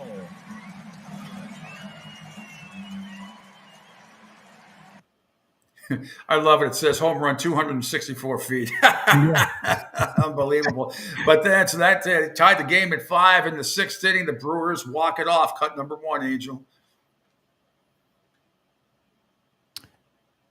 Monasterio had a walk-off last year. It came on an error against Colorado. Line drive! A clean hit from Monasterio wins it 6-5-10. Came in for Ortiz in the 6th inning, and Monasterio with 2 gone comes up with the knock. It's amazing the magic that these guys have in this ballpark. Today is the Andrew Monasterio with 2 outs driving in the run to win the game. How about that? Yep, 6-5-10 was the final. Brewers over Texas. LA beat Oakland. The Angels beat Oakland by a score of 5-2. Houston over Colorado easily by a score of 7-1. Minnesota Twins. Anything worth playing here? Not really. They beat up on Arizona by a score of 8-3. The Mets are on fire. The Yankees stink right now. It was all Mets. It was nuts yesterday. They got home runs. We don't have to play these. Francisco Alvarez had a 2-run shot. Harrison Bader a solo shot. Tyrone Taylor a 3-run homer. Aaron Judge added another home run. He's got 30 home runs and 75 RBIs already right before the All-Star break. So that was unbelievable. So there's your baseball rundown. Angela, if we could scroll down to the NHL, Glenn Sather. Retiring after 6 decades in the NHL, of course, great GM, coach, put the Edmonton Oilers on the map back in the day. And this is really interesting. A couple of hockey cuts here. Here's Glenn Sather, very feisty clip of him describing Chicago Blackhawk fans. This is from the vintage OilersOnX.com. Drunk. You know, they drink an awful lot in this building. They're out of control. They do a lot of things that they shouldn't do. But I guess they pay their $12 or $15 or $20, and if they want to come here and drink, that's up to them. And my lady would know all about that. He was a great GM. He's currently working for the Rangers as a senior advisor, but he coached the Edmonton Oilers to 4 Stanley Cup titles in the 80s, and he is just a great hockey guy. Did a great job. He played 10 years in the NHL as well, but known for being coach / with Edmonton and with the New York Rangers, and did a great job. One of the greats in the business, no question. As we keep scrolling down, though, yesterday on the Pat McAfee show, Matthew Tkachuk from the Florida Panthers talked about winning the Stanley Cup. Before even the game started, I get walked out of the house by my dad or brother, and I think that was one of the 2 moments. I explained it, but that was one of the moments that it really hit me that, we're winning this tonight. I'm not just winning it for my teammates and everybody that I've battled with all year long, but I want to win it for them too. And getting walked out by them, and then that's when it hit me, raising the cup, skating it a lap around, stopping at the end of my lap right in front of where my family was sitting. And just taking a moment, looking at them, just lifting it up as proud as I could have. It was so special. It really is a trophy that doesn't just reflect on what you've done or what your teammates have done, but everybody that got you there. So I think that's what I was most proud of, was to be able to get that Tkachuk name on that trophy for my family. Great stuff. And of course, Matthew Tkachuk, a classmate with the Celtics' Jason Tatum in Missouri. Imagine that. That's fantastic. 727-858-6650, 727-858-6650. Any other text I didn't read yet? I don't know. We have Ricardo coming up at the bottom of the hour. Full jam-packed show the rest of the way. A lot of great guests. I can't wait to talk with Rick about all these stadium renovations in Carolina and Jacksonville. Sean McAdam, lots to discuss at MLB, and then Jerry Thornton from Barstool Sports. God only knows what we will discuss. What do you got, Angel? What's that? That is what you had talked about. I was looking for earlier. All right. Yes, and see where Shohei Ohtani is standing. Yeah. Okay. So can we play that cut? Sure can. All right. Look at that. Yeah. There's no sound to it, by the way. But there isn't. But amazing. Let's play it again. Look, we're going right for Ohtani's head. Yep. Right? I was not exaggerating. Look where Shohei Ohtani is standing near the helmets. That would have hit him right in the face. Sure would have. But the bat boy didn't flinch. You know how fast that thing's coming? Keep watching. Watch it. Boom. Yeah. But I just like how the bat boy's like, yeah, this is just another day. No big deal. Again, watch how close. Jesus. That hits him in the face hard. Yeah, that would have been some teeth. That would have been, if not his nose or eye socket, that would have been something. It's incredible. For those who are looking for sound, there is no sound to it. Apparently someone was nice enough to record on her TV last night and then post it up there on Twitter. But yeah, it's pretty incredible because you have to, I mean, that is a fast reflex. And even for the bat boy not to even jump around. But yeah, everybody else, if I was that kid, I would be like, hold on, let me sign this. Barehanded. Yeah. It's nuts. Incredible. That I can't tell. I mean, bat boys are usually, younger guys, and sometimes the teenagers or sometimes, kids, nephews, sons or whatever it is. That is just, and he didn't even think about it. He didn't even flinch. No, I think that might have been the groundskeeper acting as the bat boy. He looks older than the average bat boy. Well, apparently, from all the reports I've read, he was the Dodgers bat boy. But that's great stuff, Angel. Thanks so much. All right, let's take another quick break here and get ready for the one and only Rick Horrow, sports business guru extraordinaire. He will join me next here on the Pete Sheppard Show. Lots to discuss in the world of business in sports right here. Coming up on the Riptide Media Network. Right now, our country feels divided, but there's a place where people are coming together. I gotta tell you, I was nervous to talk to someone so different than me. Me too, but I'm glad we are. Love Has No Labels and One Small Step are helping people with different political views, beliefs, and life experiences come together through conversation, and it feels good. Wow, your story is so... interesting? Yeah. When people actually sit down, talk, and listen to one another, they can break down boundaries and connect as human beings. At lovehasnolabels.com/onesmallstep, you can listen to amazing, life-changing conversations and find simple tools to start a conversation of your own. I know one thing. This conversation gives me hope. It gives me a lot of hope, too. Take a step toward bringing our country and your community together by having the courage to start a conversation at lovehasnolabels.com/onesmallstep. A message from StoryCorps, Love Has No Labels, and the Ad Council. People do some pretty cool things in their 40s and 50s. Why should saving for retirement be any different? I mean, they go back to college, learn new instruments, start skateboarding. Whoa! Okay, maybe that one's not for everybody, but saving for retirement is. With aceyourretirement.org, you can get on track with your retirement savings no matter your age. Just have a 3-minute chat with Avo, the friendly digital retirement coach from AARP. You'll get personalized recommendations based on your input that are easy to understand and work with your lifestyle. It's quick, easy, and free. Plus, it's sponsored by AARP, so you know they got your back. Woohoo! Gnarly move, Dad. Thanks, sweetie. So wherever you are in your retirement savings journey, head to aceyourretirement.org and start chatting with Avo today. That's aceyourretirement.org. A message from AARP and the Ad Council. Adopt US Kids presents What to Expect When You're Expecting. A teenager. Learning the lingo. Today I'm going to help parents translate teen slang. Now, when a teen says something is on fleek, it's exactly like saying, that's rad. It simply means that something is awesome or cool. Another one is totes. It's exactly like saying, totally, just shorter. As in, I totes love going to the mall with Becca. Another word you might hear is jelly. Jelly is a shorter, better way to say jealous. As in, Chloe, I am like so jelly of your unicorn phone case.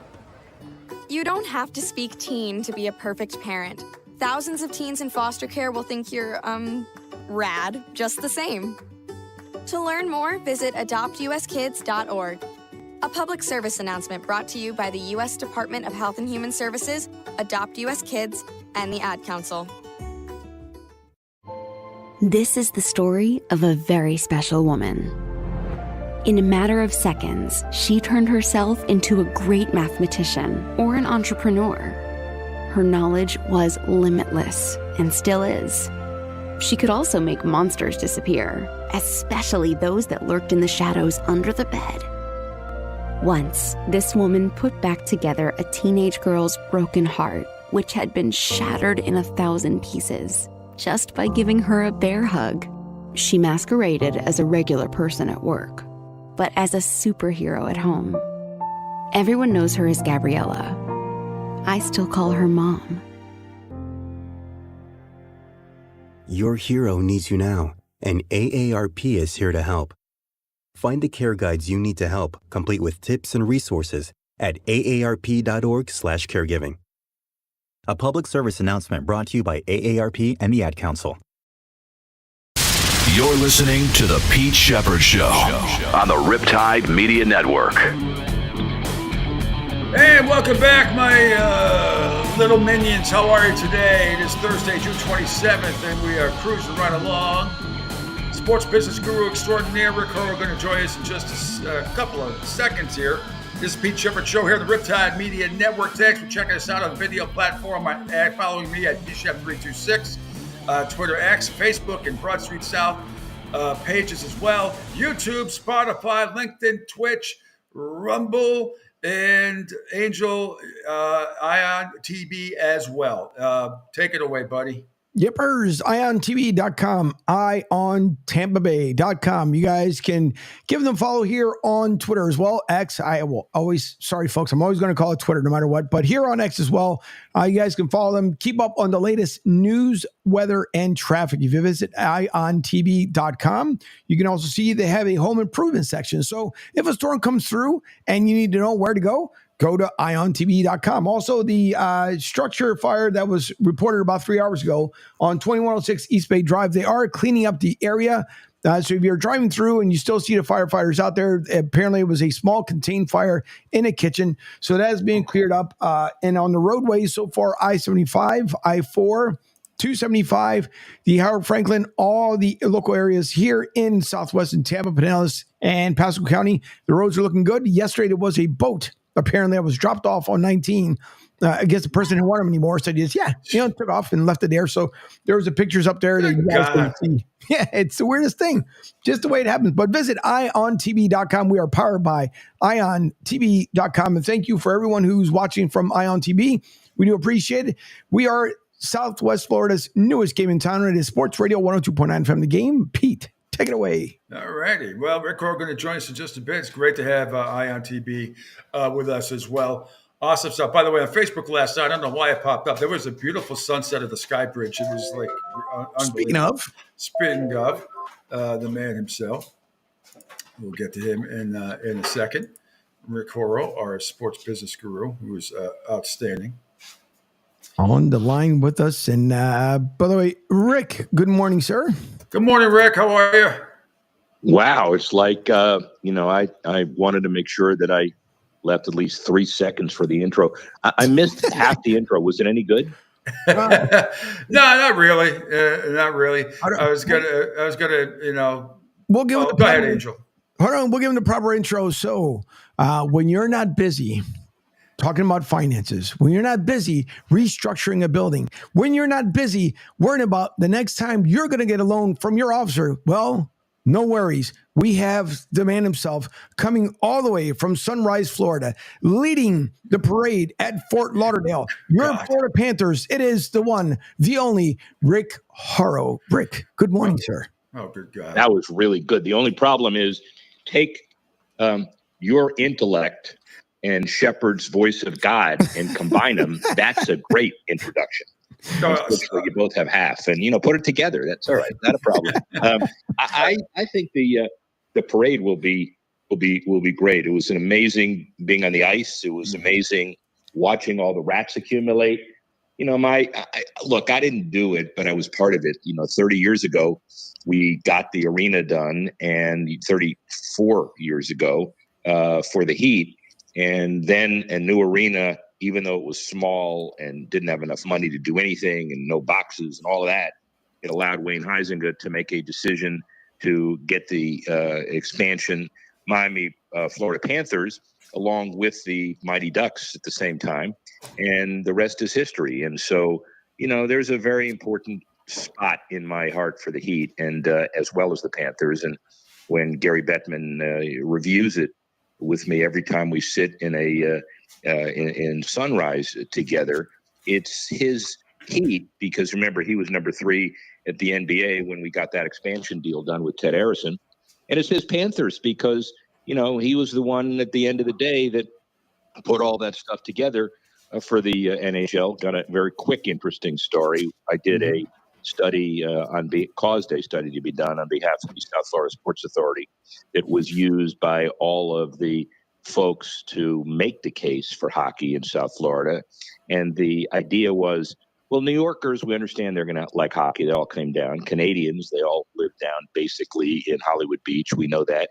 And the Cubans, listen, we don't know about hockey, but they love fighting. So we got to assume they support hockey, and actually put it in a document. And I remember Gary Bettman saying, "You really want this? You really want to publish this? You really want to put your name on this?" I said, "Yeah, if it gets a franchise." So I dug through my files, and I have that study. It was done in 1987, and Cubans still love fighting. Yes, they do. Well, I saw your video pregame. It looked good. Now, obviously, the atmosphere. We actually had Jake Maurice on yesterday, Paul's son, who does the play-by-play voice and is in the PR department for the Florida Everblades. We talked to him. But what was for you? What was it like? After were you on the ice after the game too? I didn't see it, but it was unbelievable. I am the kind of guy that would want to wrest the trophy away from Barkov and be the first guy carrying it. Nobody would allow that. But I did put my feet on the ice and stand there, and had a credential, and people knew who I was. So I wanted to soak that in over in the corner. The whole idea of the kind of McDavid screw up, let's put it that way. There were some inside information on that, and the commissioner should have been and was livid, because all the advanced people needed to do was to ask McDavid, would you rather come out and get it today, or would you rather it be a bigger deal in Vegas on Thursday night at the award ceremony? He would have, of course, said, well, give me a couple of days to decompress, and they'd have figured that out. But, the commissioner was unaware of of him not coming out. And then, the guys making those comments, where the F is McDavid, people at home, where all of a sudden there was a mysterious 7-second delay on ABC. Like, what happened? Where is it? And then they come to the crowd, and, we were gone with the Conn Smythe Trophy, but that should have been fixed. Look, at the end of the day, if that's the only problem that whole day, we're fine. Gary, the league, the television, the game, it was magnificent. And it was wonderful that the Everblades now share in this. And I didn't realize Maurice's kid, is he like his dad? Is he a quote machine? Very much so. He's very well spoken. He's very intelligent and has a dry wit about him that I love. And just a very polite young man. And he won't be with the Everblades much longer because he's too good of a play-by-play guy. He'll move up to an AHL or NHL team eventually. But I don't know if you heard this week, the only thing that's a little not disturbing, but this happens in the ECHL, is that the Florida Everblades are no longer affiliated with the Florida Panthers. And it had something to do with Savannah taking over the Charleston Checkers. And, this is, since I've been down here, Rick, for 7 years, I think the Everblades have been with Carolina, Tampa Bay, and now the Florida Panthers, but not anymore. But still, they're still part of the family down here. And as hockey continues to grow, unbelievably, the youth programs down here, at least in Estero, Fort Wayne, around Florida, it's amazing. And the Panthers and the Tampa Bay Lightning and the Florida Everblades have a lot to do with that. Well, a lot to do with it. And frankly, I don't know that it matters at the end of the day that they're affiliated with the Panthers or not. It would have been great. But, they were Lightning and Panthers, and now getting another team in as an affiliate may expose some of your Southwest Florida folks to new guys going up the pipe. And look, we have 3 hotbeds of hockey, and I guess the Solar Bears need to kind of catch up a little bit too. And it's hockey is not like it was 20 years ago down here. It's amazing. Absolutely. All right, let's get into quickly. I wanted to ask you about Tua. There's a report that came out today, according to ESPN, and this is what I was wondering about Tua Tagovailoa and what Steve Ross is thinking. Apparently, that he wants to sign the extension, obviously, but apparently he's not going to get anything close to Jared Goff or Trevor Lawrence money. And Trevor just signed that $278 million deal. Nothing close to that. I don't know. You hearing anything as far as Tua Tagovailoa, and how is this?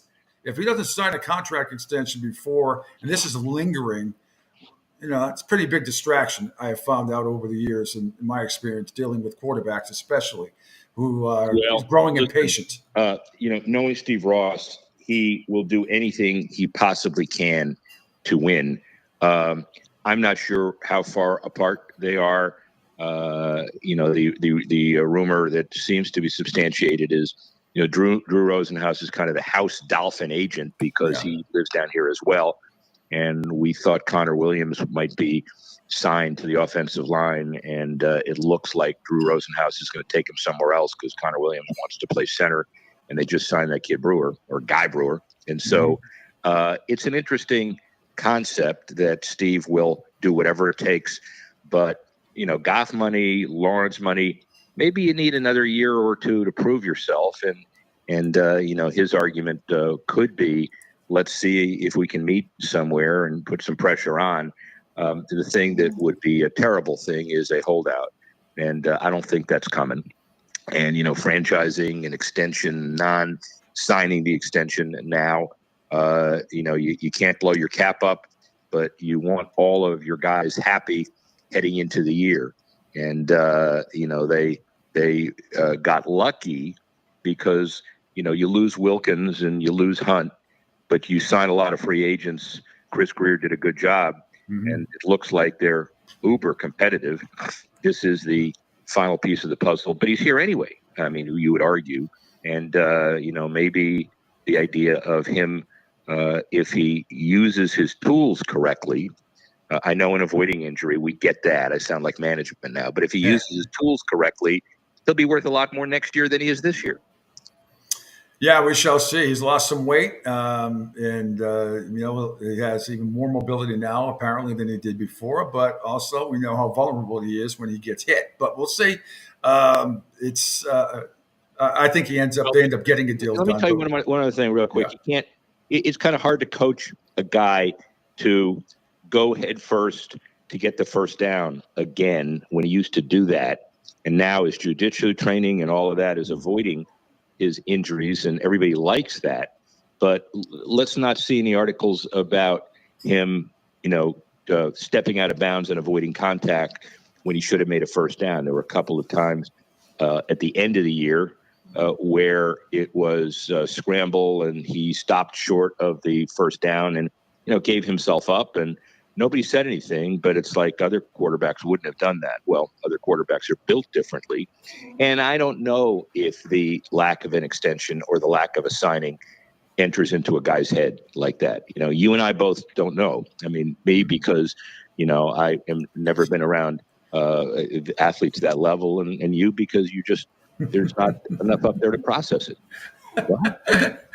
Well, I can only go by past experience, and past experiences tells me that it's going to have an effect on this team if they don't get it done. But that's just what I've seen. I hope you're wrong.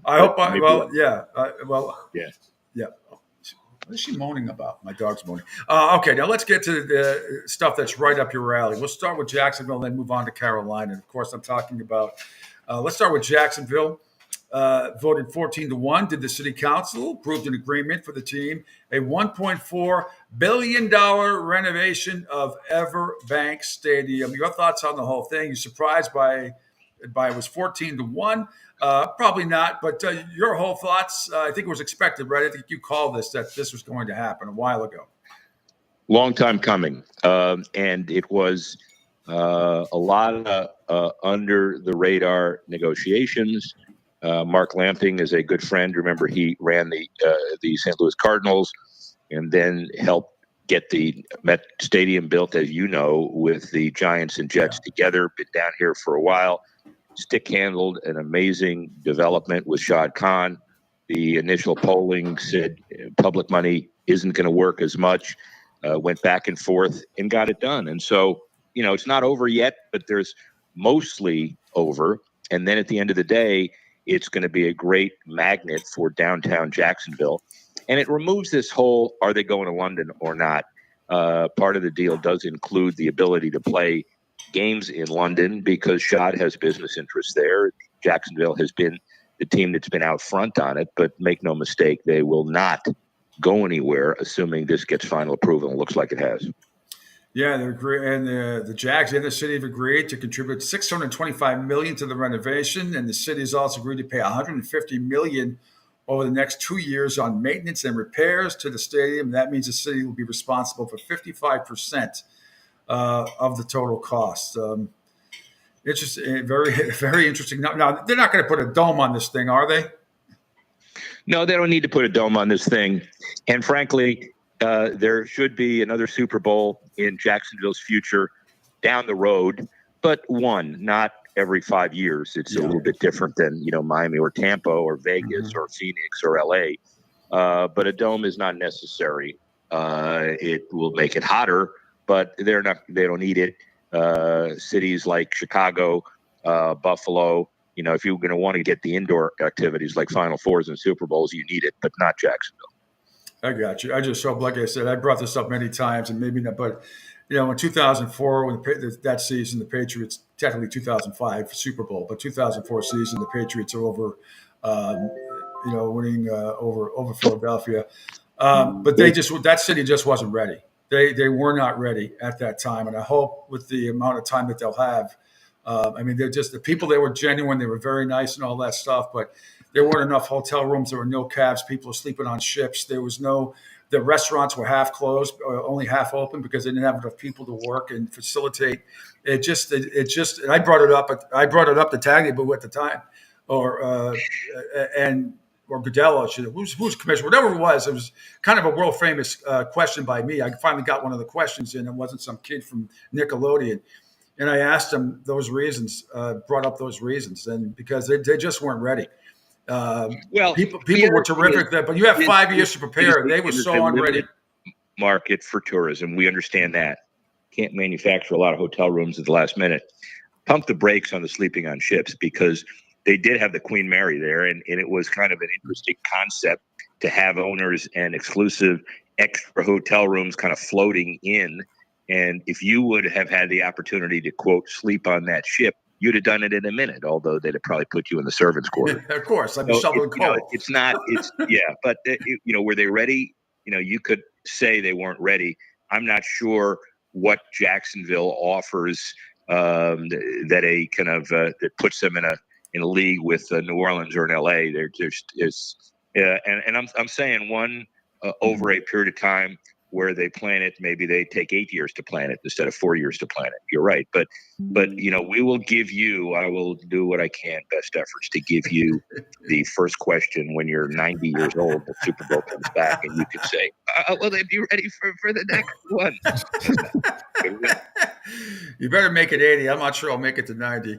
All right, let's go on from let's move on a little bit from Shad Khan down to. I know you know him, but and you probably mentioned this before. David Tepper, the owner of the Carolina Panthers, their city is going to give them $650 million toward the renovation of Bank America Stadium. The controversial owner, David Tepper. How well do you know him? And are you surprised that he got this money for the Bank of America Stadium from the city? Well, I know him, and all the NFL deals that I've ever done, you kind of depersonalize unless the owner is like Bill Ford, and then you talk about how important that owner has been for civic trust. Because at the end of the day, the Tampa Raymond James was not done as a tribute to the Glazers. It was done because you want to keep football in Tampa and Tampa Bay. The same thing in Carolina. I remember our expansion process, since you mentioned Jacksonville, the whole idea of getting the stadiums renovated and done in Carolina and Jacksonville were both very important to elevate and put it on the map as far as kind of the next step on things. And that stadium has been a very important component of bowl games and everything else for years since the initial expansion. They played at Williams-Brice at South Carolina, and then they played, a couple other places for preseason games before they located their first regular season there. But it's been a staple, and all for it if the money is divided responsibly. And it's hard to have New York, L.A., big markets with boatloads of public money. The teams can afford it a little better. Chicago is still up in the air. But Carolina, Jacksonville, there's no doubt that a public-private partnership had to work. No question about it. All right, Rick Horrow, last one. Let's get into your fellow Dookie, J.J. Redick, and a little controversy in his opening press conference, dropping a couple of F-bombs, which I think in that decorum is a tad unprofessional. But in this day and age, I'm not. Yeah, I'm not that guy. I don't get offended and all that stuff. Other people have been talking about it. But there is a little bit of smug. There's that Duke smugness about him, and which you don't have, by the way, despite you try to be there, but you're a great guy. But the Duke smugness of JJ, of JJ Redick. I know you don't believe it. But your thoughts on JJ Redick? I find this whole thing fascinating. I don't think he makes it 4 years, and not because he hasn't coached in the NBA before or college before. And yes, he knows the players, and I understand all that. But this is an entire different scenario. He's going into a team that's probably a 10th best, 9th or 10th best at best. And you got the Bronny James lingering. We'll see what happens today if they make him pick him at 55. But JJ Redick, your thoughts on the whole process? He only gets a 4-year deal. They offered Hurley a 6-year deal, which was underpriced as well. I don't know. It's going to be a fascinating time for JJ Redick on that basketball team when they're 9th or 10th come trading deadline, and the shit's going to hit the fan with him. And unfairly so, but it's going to. Angel, rack it up. This is the first time. Can you realize the ironic twist of this, that Sheppard is complaining because someone is using F-bombs anywhere? I mean, really? I mean, talk about pot kettle. Well, no, it is. I said that doesn't personally offend me. I'm just saying. You did say in that setting. I got it. And to the extent that's true, you are right. Look, he decided to shake it up. Obviously, Ortiz, after Boston Strong, gets out the middle of Fenway Park and uses the same word. He's a hero. But it depends on the setting. And I don't care, honestly, how Jeannie Buss or Pelinka or any of those people feel like he did in his opening press conference. You know what I care about? I care about LeBron, because, it's LeBron's team. And if it's going to be LeBron staying, and it is, can he coach those guys who are making more money than he is, have better pedigrees than he does. I don't know his style in a locker room. And, that's why guys like Tyronn Lue and some of these other NBA people who you didn't know until they became successful in the NBA. Why? Well, they relate to the players, and you don't know it until you have a chance. He may strike out terribly, or he may relate to these guys and take them to another level. I just don't know. Although I will tell you that obviously with Duke, he's brighter than the average Bear and brighter than the average Sheppard. Of course he is. Well, we'll see. He has a bad habit of talking down to people, even when he's analyzing games. And I thought Doris Burke was going to punch him in the face in one of these playoff games this year, because she knows as much about the game as he does. That would have been interesting. That would have increased the ratings, maybe. The NBA ratings would have been somewhere near the NHL Stanley Cup final ratings. What do you think? Oh, yeah, I know. And as you pointed out, that the Edmonton Oilers and the boost that they had by forcing a Game 7, right? Obviously the ratings were great, up by 12%. So I thought it was a terrific Stanley Cup playoff. The NBA ratings were down, I think, by 3% from last year. However, the NBA draft always does reasonably well, even though I don't know many people who watched it last night. I'll be honest with you, I forgot it was even on. And maybe it's because the Celtics were picking 30th, and they got a great pick, in my opinion, at 30. That kid out of Creighton. But I don't know. Did you even remotely tune into the NBA draft last night? Any interest at all, Rick? No. I read about it this morning. I needed to be somewhat intelligent before you called, although obviously the standards for my preparation needs with you are a lot less than they are with other people. I should have had you do this in French. I should have had you do it in I'm French. coming in hot today. I'm sorry. I love Angel, and I kind of like you, so we're all good. Well, I should have had you do this in French today because a lot of Frenchmen that nobody knows about. Can you imagine? And everybody's cheering. I mean, the Atlanta Hawks are cheering, but you don't know. They don't know Jack Squad. Squad. They don't know about these people. I'll tell you what we'll do.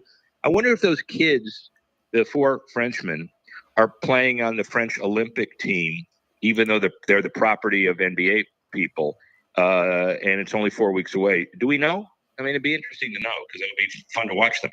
I don't know. That's a good question, but I know Gas Pump Guy, one of our listeners, he says Rick is the man. He is very smart and insightful about what he talks about. Wow. That's the Harvard side of you, not the Duke side of you. You know, the guy that I'm playing tennis with in about 3 minutes was instructed to text you and make it look like somebody that is a longtime listener. So thank you.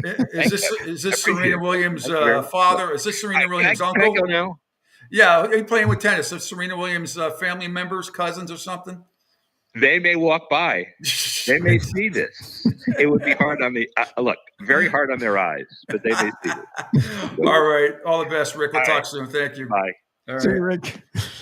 I'm being serious. Serena Williams lives like 2 doors down from him, and so it is possible. Should be possible. All right. Rick, he's the best. Rick Horrow joining us, our sports business guru for his weekly visit. All right, coming up, quick break, and then Sean McAdam, MLB insider from MassLive.com. And we will talk not just Red Sox and how they are in the playoffs if they started today, but the rest of MLB. He is quite connected with all of Major League Baseball. He's coming your way next on the Pete Sheppard Show as we begin hour number 3 right here on the Riptide Media Network. Okay, men. This is your time. Maybe you didn't choose this, but you're here now. You're gonna go out there and be an all-star caregiver. It's up to you. So what are you gonna do? You're gonna go grocery shopping, cook, clean, be there emotionally and physically. You gotta dig deeper. Drive them to physical therapy, doctor's appointments. Don't you forget about the pharmacy. I know you won't, because that's what caregivers do. Don't give up. Don't ever give up. This is your time to show the world, your family, and yourself that you're tougher than tough. Now go out there and be the best caregiver this world has ever seen. Caregiving is tougher than tough. Find the care guides you need at aarp.org/caregiving. A public service announcement brought to you by AARP and the Ad Council. Hi, I'm Danica Patrick and proud aunt. Watching my nieces grow, play, and learn is amazing. But not every child gets to be carefree. 1 in 6 kids in the U.S. are hungry. 1 in 6. That little girl sitting alone at the playground, she can't play like the other kids. She doesn't have the energy because she's hungry. School lunch will be her only meal today. It breaks my heart that this is the reality in our country, but it's something that Feeding America is working to change. Each year, the Feeding America network of food banks rescues billions of pounds of good food that would have gone to waste. This food is then provided to families and children in need. Being a kid should be about using your imagination, learning, and having fun. These children shouldn't have to miss out on simply being a kid because they're hungry. To find out how you can help end childhood hunger in your community, visit feedingamerica.org. Brought to you by Feeding America and the Ad Council. Adopt US Kids presents What to Expect When You're Expecting. A teenager. Learning the lingo. Today I'm going to help parents translate teen slang. Now, when a teen says something is on fleek, it's exactly like saying, that's rad. It simply means that something is awesome or cool. Another one is totes. It's exactly like saying totally, just shorter. As in, I totes love going to the mall with Becca. Another word you might hear is jelly. Jelly is a shorter, better way to say jealous. As in, Chloe, I am like so jelly of your unicorn phone case. You don't have to speak teen to be a perfect parent. Thousands of teens in foster care will think you're, rad just the same. To learn more, visit adoptuskids.org. A public service announcement brought to you by the U.S. Department of Health and Human Services, Adopt U.S. Kids, and the Ad Council. This is the story of a very special woman. In a matter of seconds, she turned herself into a great mathematician or an entrepreneur. Her knowledge was limitless and still is. She could also make monsters disappear, especially those that lurked in the shadows under the bed. Once, this woman put back together a teenage girl's broken heart, which had been shattered in 1,000 pieces, just by giving her a bear hug. She masqueraded as a regular person at work, but as a superhero at home. Everyone knows her as Gabriella. I still call her Mom. Your hero needs you now, and AARP is here to help. Find the care guides you need to help, complete with tips and resources at aarp.org/caregiving. A public service announcement brought to you by AARP and the Ad Council. The Pete Sheppard Show. It's fun for the whole family. If it's dysfunctional. Welcome back. It's hour number 3, the Pete Sheppard Show here on the Riptide Media Network. Thanks, everybody, for following us on our incredible video platform or on Twitter X. Follow me at PShep326 at Facebook. And my Facebook and Broad Street South Facebook pages, YouTube, LinkedIn, Spotify, Twitch, Itch, Glitch, Rumble. The app is down today for maintenance at Sports Radio 102.9, but that's okay as I do the show live from my humble home in Fort Myers at the Isola della Cucina, which is my kitchen island. And joining me, a good friend, Sean McAdam, one of the best baseball insiders there is from MassLive.com. Sean, good morning, my friend. How are you, my fellow? I didn't go to Providence College, but I pretended I did because I love it so much. I'm well. How are you? Thanks for having me. I'm great. Well, that weather sucked last night. And then after you guys got it, I was watching the Yankees and Mets, and wow, it looked even worse over there.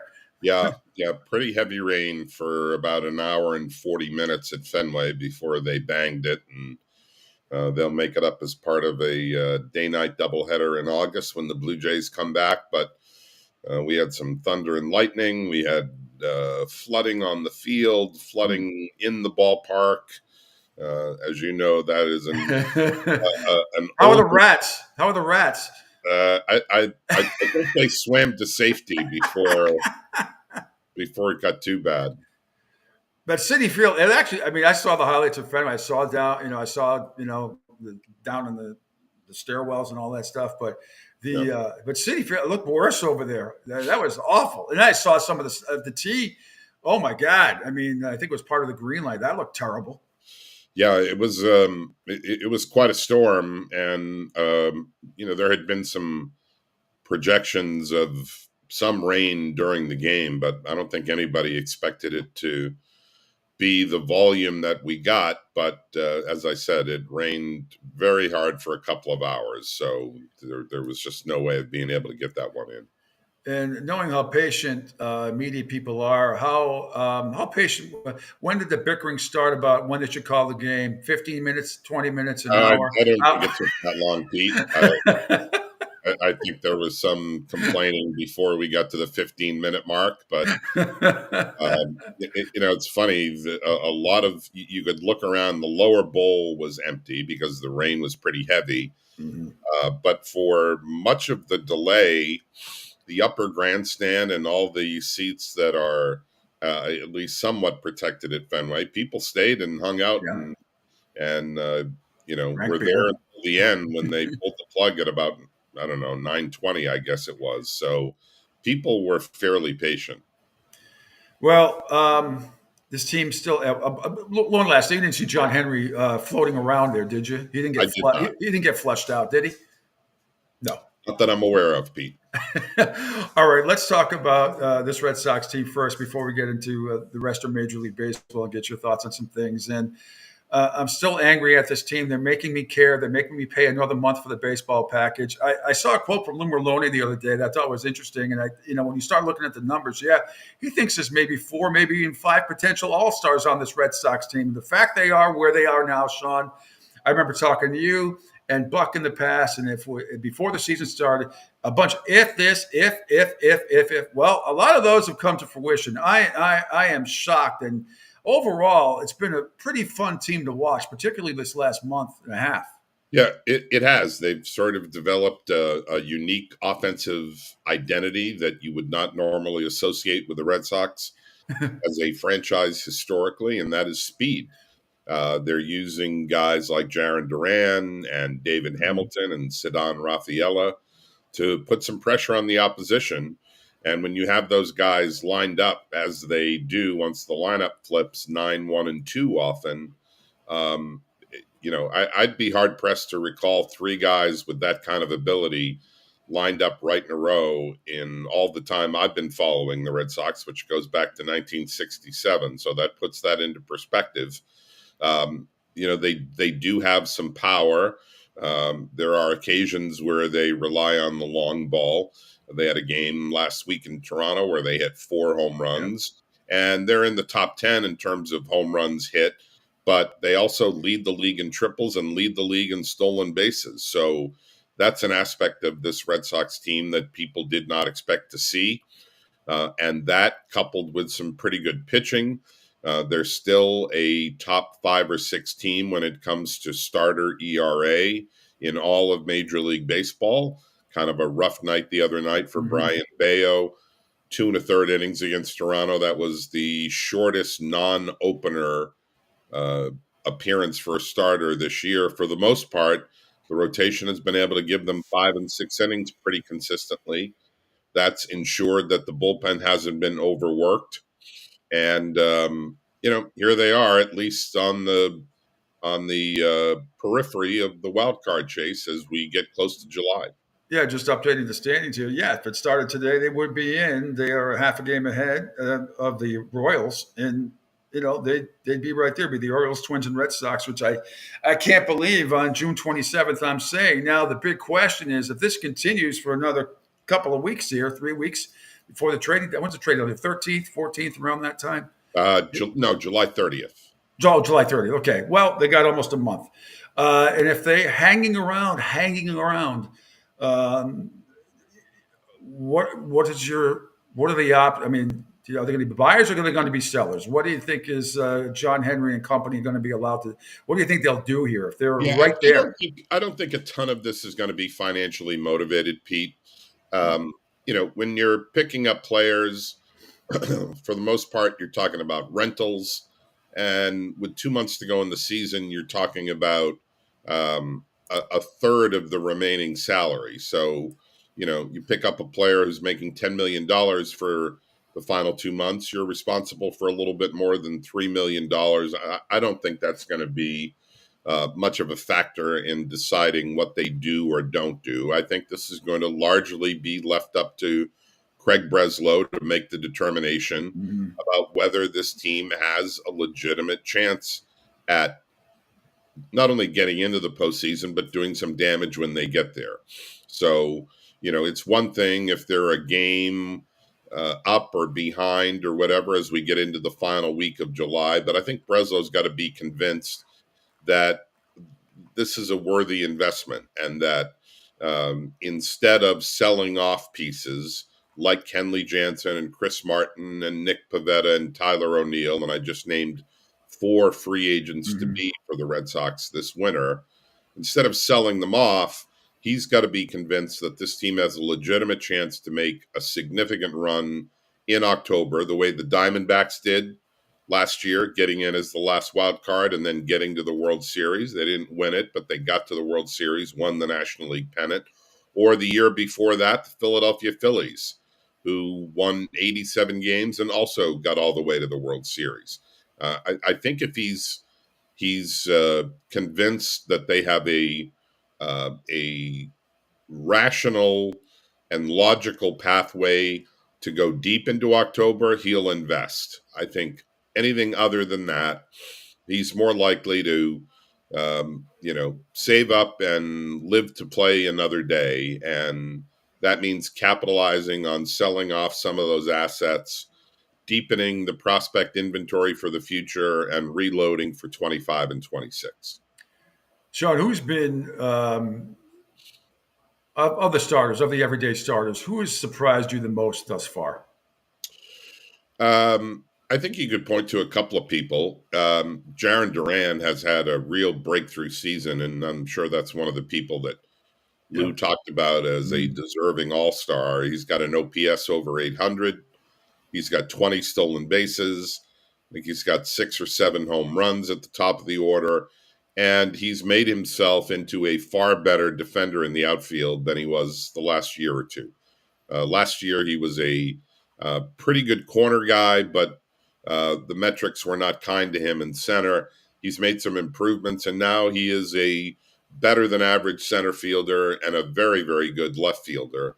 So he's the guy that sort of sets the tone at the top of the lineup. He brings some athleticism and speed.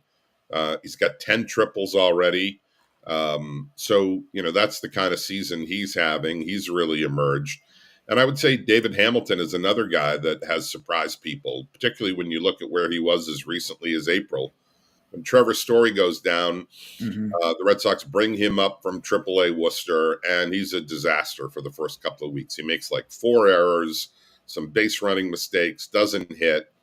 And, you wake up 3 months later, and this guy's up near 300 with some pop, and he also has 20 or more steals, playing some good infield defense at either second or short, and has emerged as a very useful guy going forward. So I would say among the position players, those are the two that have caught my eye the most. It's so interesting about the stolen bases as the Red Sox have channeled their inner Lou Brock and Maury Wills. But who's responsible for that? I know they don't have a base running coach that per se, but I don't know. Is that Ramon Vasquez, the bench?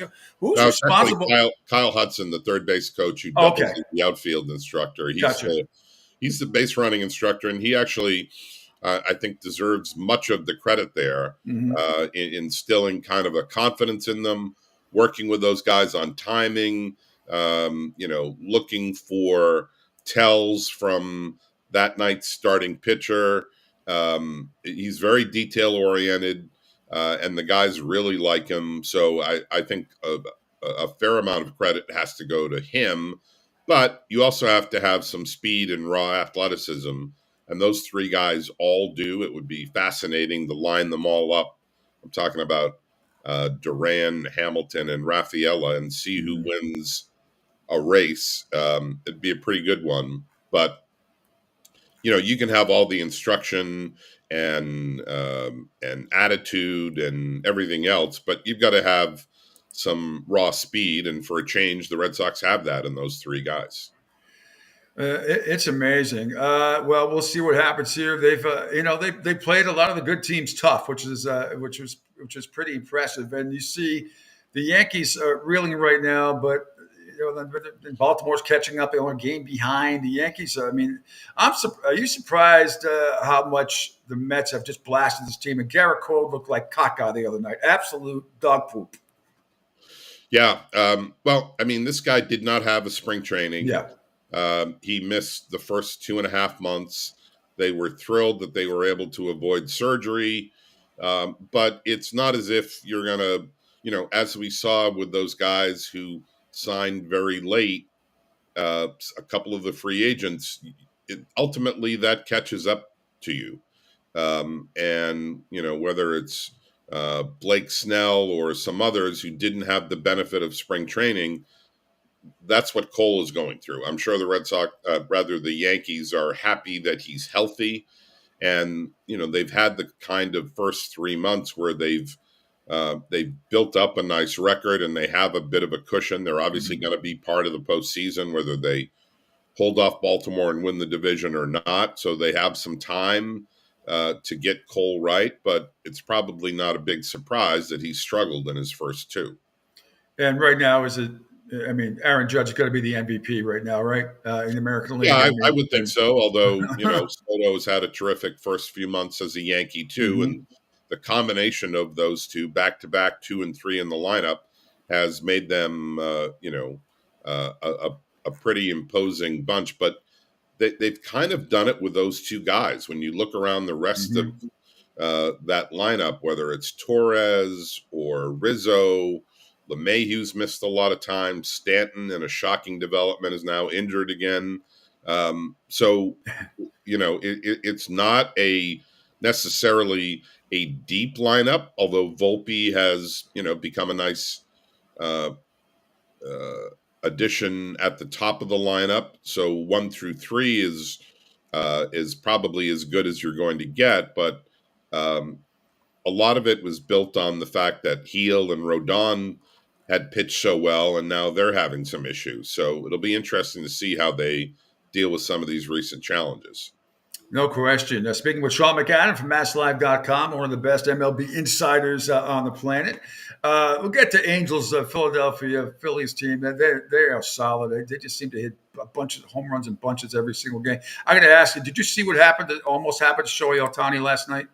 I did. That was a close call. Holy cow. That would have hit him dead square in the face. That bat boy, I don't know who he is or how old he is, didn't even flinch. I mean, if that hits him, he's in the hospital. Amazing reflexes. And, as we've seen online, there are a lot of people saying that whoever that kid is, he deserves a pretty big raise from the Dodgers, because that team's already without Mookie Betts for an extended period. And you shudder to think what might have happened with Ohtani had he not had those reflexes to protect him.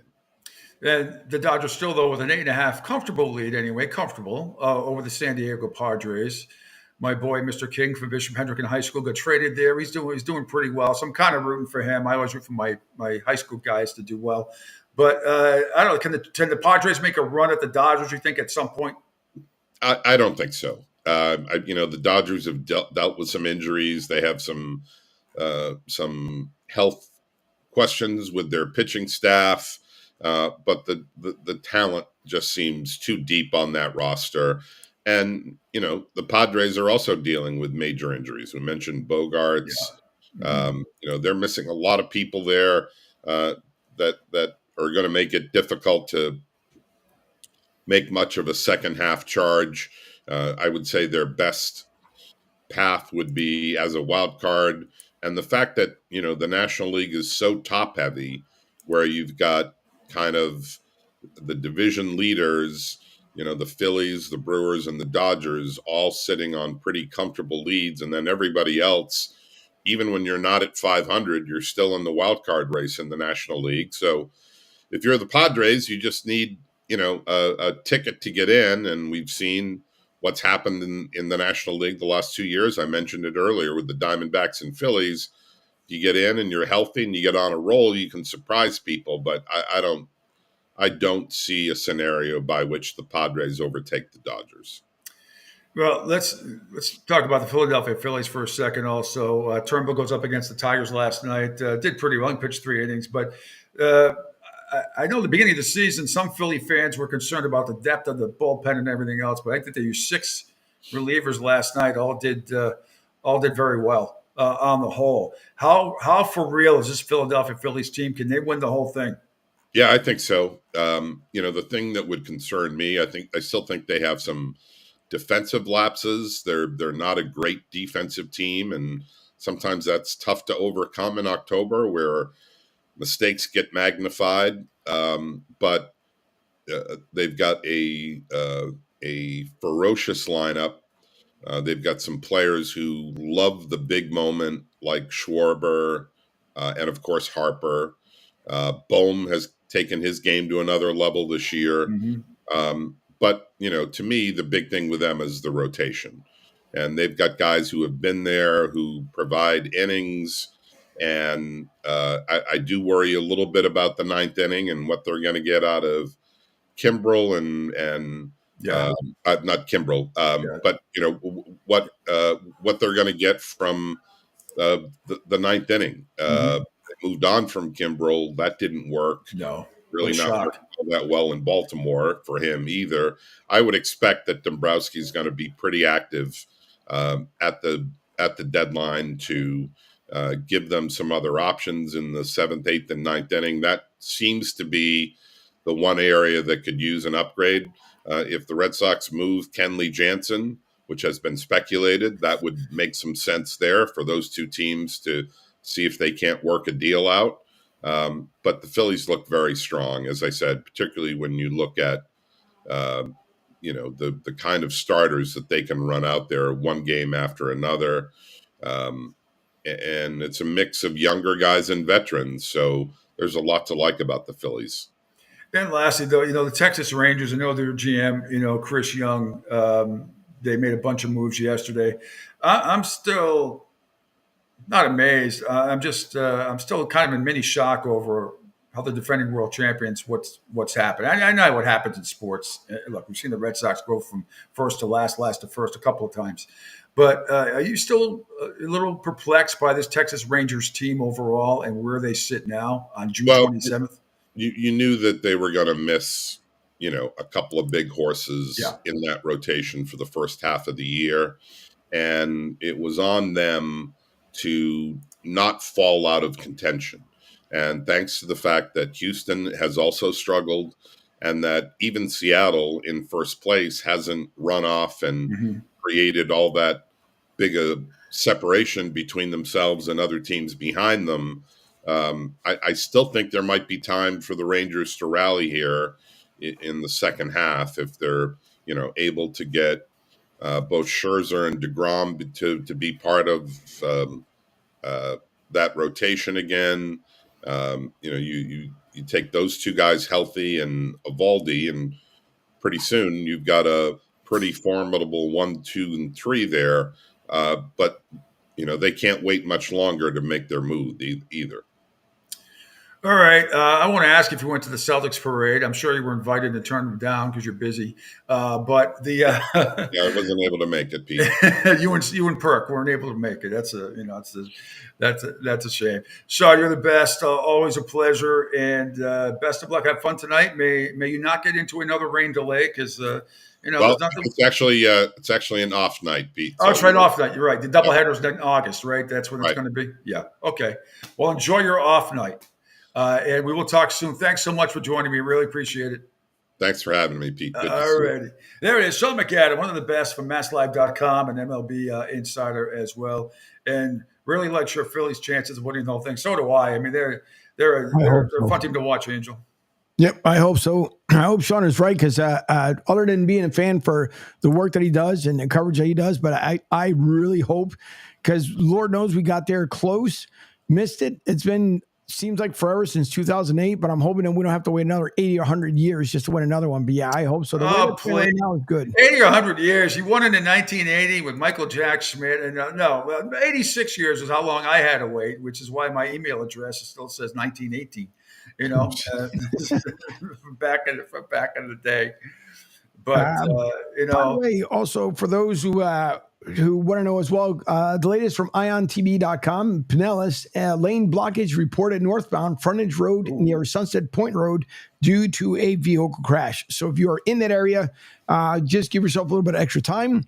As we all know down here in Southwest Florida, especially Pinellas, Hillsborough, Pasco, Hernando County, it can get a little bit crazy during the morning rush hour. So hopefully they'll have that cleared up. And don't forget, we are powered by IonTV.com. So I want to put that quick traffic update out there for everybody. Also, Paul Kelly says, "Hey, Pete, glad I found you." Thank you, Paul, my man. Rick said earlier, went to that Super Bowl with Pats and Eagles in Jacksonville, and traffic was the worst. Infrastructure was not ready for such a big event. No, it was a disaster. It was an absolute disaster. Yepers. When we were there. And the bathrooms didn't hold up either, at least not in the section the media was in, and a lot of other sections. It was an overflow of what. I still think the funniest story is what you told when we were in Vegas, when you were talking about the conditions in a room and the places, the name of the restaurant. Oh yeah. Chinese Takey Audi, which is a real restaurant. It is right next door to our Crack House Hotel that we got put into. Not just our parts of our radio station, but other radio and TV people. We found out the whole hotel was a crack house and a prostitution motel type of place. And later on that year, it was actually seen on Lifetime, a movie where a double homicide took place. So, I mean, those are the accommodations we were at, just part of the accommodations. But everything was just spread out. They just weren't ready. But I have a feeling when they do have it again sometime, which probably won't be until about the 2030s that they'll do a much better job than they did in 2004. Like, you have 5 years to get ready for this thing, and it felt like they had 5 seconds. So I don't know. Meanwhile, okay, so Jerry apologized. He said he did have the link, Angel, so he said don't worry about it. He's going to join us in a few minutes. I'm going to take a quick break right here again. Let's see. The NBA draft, we talked about it yesterday. Those of you 5 people who watched it, who cared, who pretend to know any of these players from France, you're crazy. The number 1 pick, though, Zachary Reshashia, who's had 11 points and 4 rebounds last year, was the number 1 overall pick to the Atlanta Hawks. So that is, I wish it moved, but it doesn't make me move at all. He's the first of 4 French players taken in the first round, following the steps last year of Victor Wembanyama. Went to San Antonio, number 1. He's the 4th overall international prospect to be taken with the NBA's top pick. You might remember Italian big man Andrea Bagnani, and went to Toronto in 2006, and Hall of Fame center Yao Ming with the Rockets in 2002. But Yao Ming, there were tons of video about Yao Ming. I remember seeing a lot of Yao Ming. This guy, Zachary Reshashia, 19 years old, played for the JL Bourg in France in the NLB Elite League, averaged 11 points and 4 rebounds. All right. His father was a professional basketball player, Stefan. Okay. They won the silver back in 2000. Okay. So nothing major. No, I just, fellow Frenchman Alex Sarr, also 19, was taken number 2 by the Washington Wizards, and Kentucky guard Reed Sheppard went to the Rockets at number 3. Another French player, Tijani Saloon, went to the Charlotte Hornets at number 6. And then the Knicks got booed when they select with their 25th selection. Another French guy, guard Pacome Dadier, he went to the Knicks. So who in the hell knows? This draft was very, very uneventful as well. And I didn't watch 1 second of it. I really didn't. It didn't interest me at all. I am very pleased with the Celtics, though. Initially on paper, and who they got and who was available at number 30, I think Brad Stevens did it again with drafting out of Creighton, Baylor Shireman, who's very excited to come to the Celtics. He is the only player in Division I men's history with at least 2,000 points, 1,000 rebounds, 500 assists, and 300 three-pointers. I mean, that's pretty good all the way around. So, for drafting at number 30, man, those type of numbers sounds like he fell to 30. He probably shouldn't have. But I'll take it. All right, Angel, quick break, and then the one and only Jerry Thornton from Barstool Sports will join me, and we will talk about God only knows what. I'm sure Jerry watched the NBA draft, all of it. No, yeah. I'm being facetious. It's all part of the Pete Sheppard Show. Jerry Thornton, Barstool Sports, next right here on the Riptide Media Network. Okay, men, this is your time. Maybe you didn't choose this, but you're here now. You're gonna go out there and be an all-star caregiver. It's up to you. So what are you gonna do? You're gonna go grocery shopping, cook, clean, be there emotionally and physically. You gotta dig deeper. Drive them to physical therapy, doctor's appointments. Don't you forget about the pharmacy. No, you won't. Because that's what caregivers do. Don't give up. Don't ever give up. This is your time to show the world, your family, and yourself that you're tougher than tough. Now go out there and be the best caregiver this world has ever seen. Caregiving is tougher than tough. Find the care guides you need at aarp.org/caregiving. A public service announcement brought to you by AARP and the Ad Council. Hi, I'm Danica Patrick and proud aunt. Watching my nieces grow, play, and learn is amazing. But not every child gets to be carefree. 1 in 6 kids in the U.S. are hungry. 1 in 6. That little girl sitting alone at the playground, she can't play like the other kids. She doesn't have the energy because she's hungry. School lunch will be her only meal today. It breaks my heart that this is the reality in our country, but it's something that Feeding America is working to change. Each year, the Feeding America network of food banks rescues billions of pounds of good food that would have gone to waste. This food is then provided to families and children in need. Being a kid should be about using your imagination, learning, and having fun. These children shouldn't have to miss out on simply being a kid because they're hungry. To find out how you can help end childhood hunger in your community, visit feedingamerica.org. Brought to you by Feeding America and the Ad Council. Adopt US Kids presents What to Expect When You're Expecting. A teenager. Learning the lingo. Today I'm going to help parents translate teen slang. Now, when a teen says something is on fleek, it's exactly like saying, that's rad. It simply means that something is awesome or cool. Another one is totes. It's exactly like saying, totally, just shorter. As in, I totes love going to the mall with Becca. Another word you might hear is jelly. Jelly is a shorter, better way to say jealous. As in, Chloe, I am like so jelly of your unicorn phone case. You don't have to speak teen to be a perfect parent. Thousands of teens in foster care will think you're, rad just the same. To learn more, visit adoptuskids.org. A public service announcement brought to you by the U.S. Department of Health and Human Services, Adopt U.S. Kids, and the Ad Council. This is the story of a very special woman. In a matter of seconds, she turned herself into a great mathematician or an entrepreneur. Her knowledge was limitless and still is. She could also make monsters disappear, especially those that lurked in the shadows under the bed. Once, this woman put back together a teenage girl's broken heart, which had been shattered in 1,000 pieces, just by giving her a bear hug. She masqueraded as a regular person at work, but as a superhero at home. Everyone knows her as Gabriella. I still call her Mom. Your hero needs you now, and AARP is here to help.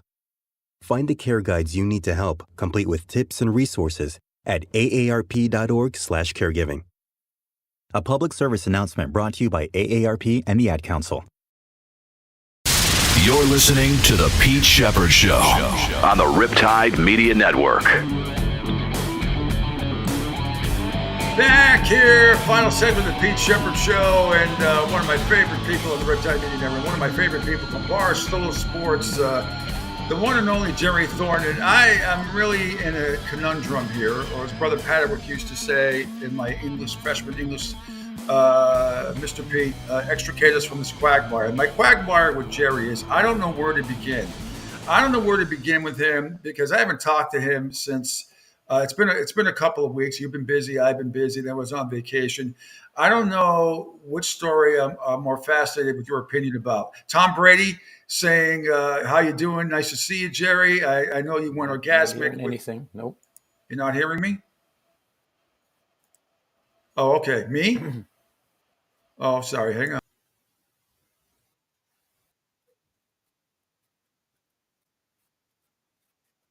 Cool. I heard the music and I'm hearing you loud and clear, just not Pete.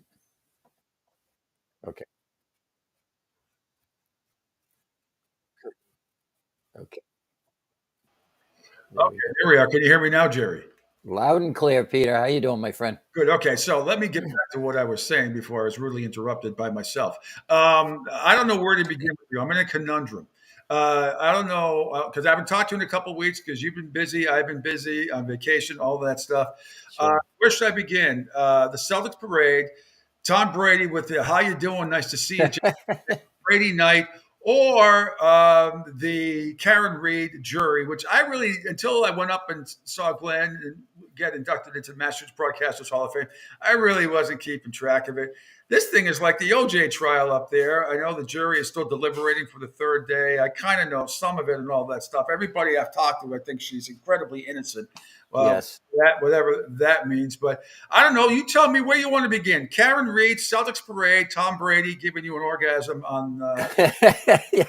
Well, look, it's or a verbal orgasm. It is a 5-star buffet at a luxury resort here. There's really nowhere. There's no wrong answer here. Let's just kind of begin in reverse order and start with the Karen Reed thing, because look, I'm not a big true crime guy. I get in the car with the Irish Rose and she's popping on these things. It's like, I'd rather listen to history, whatever. I get it.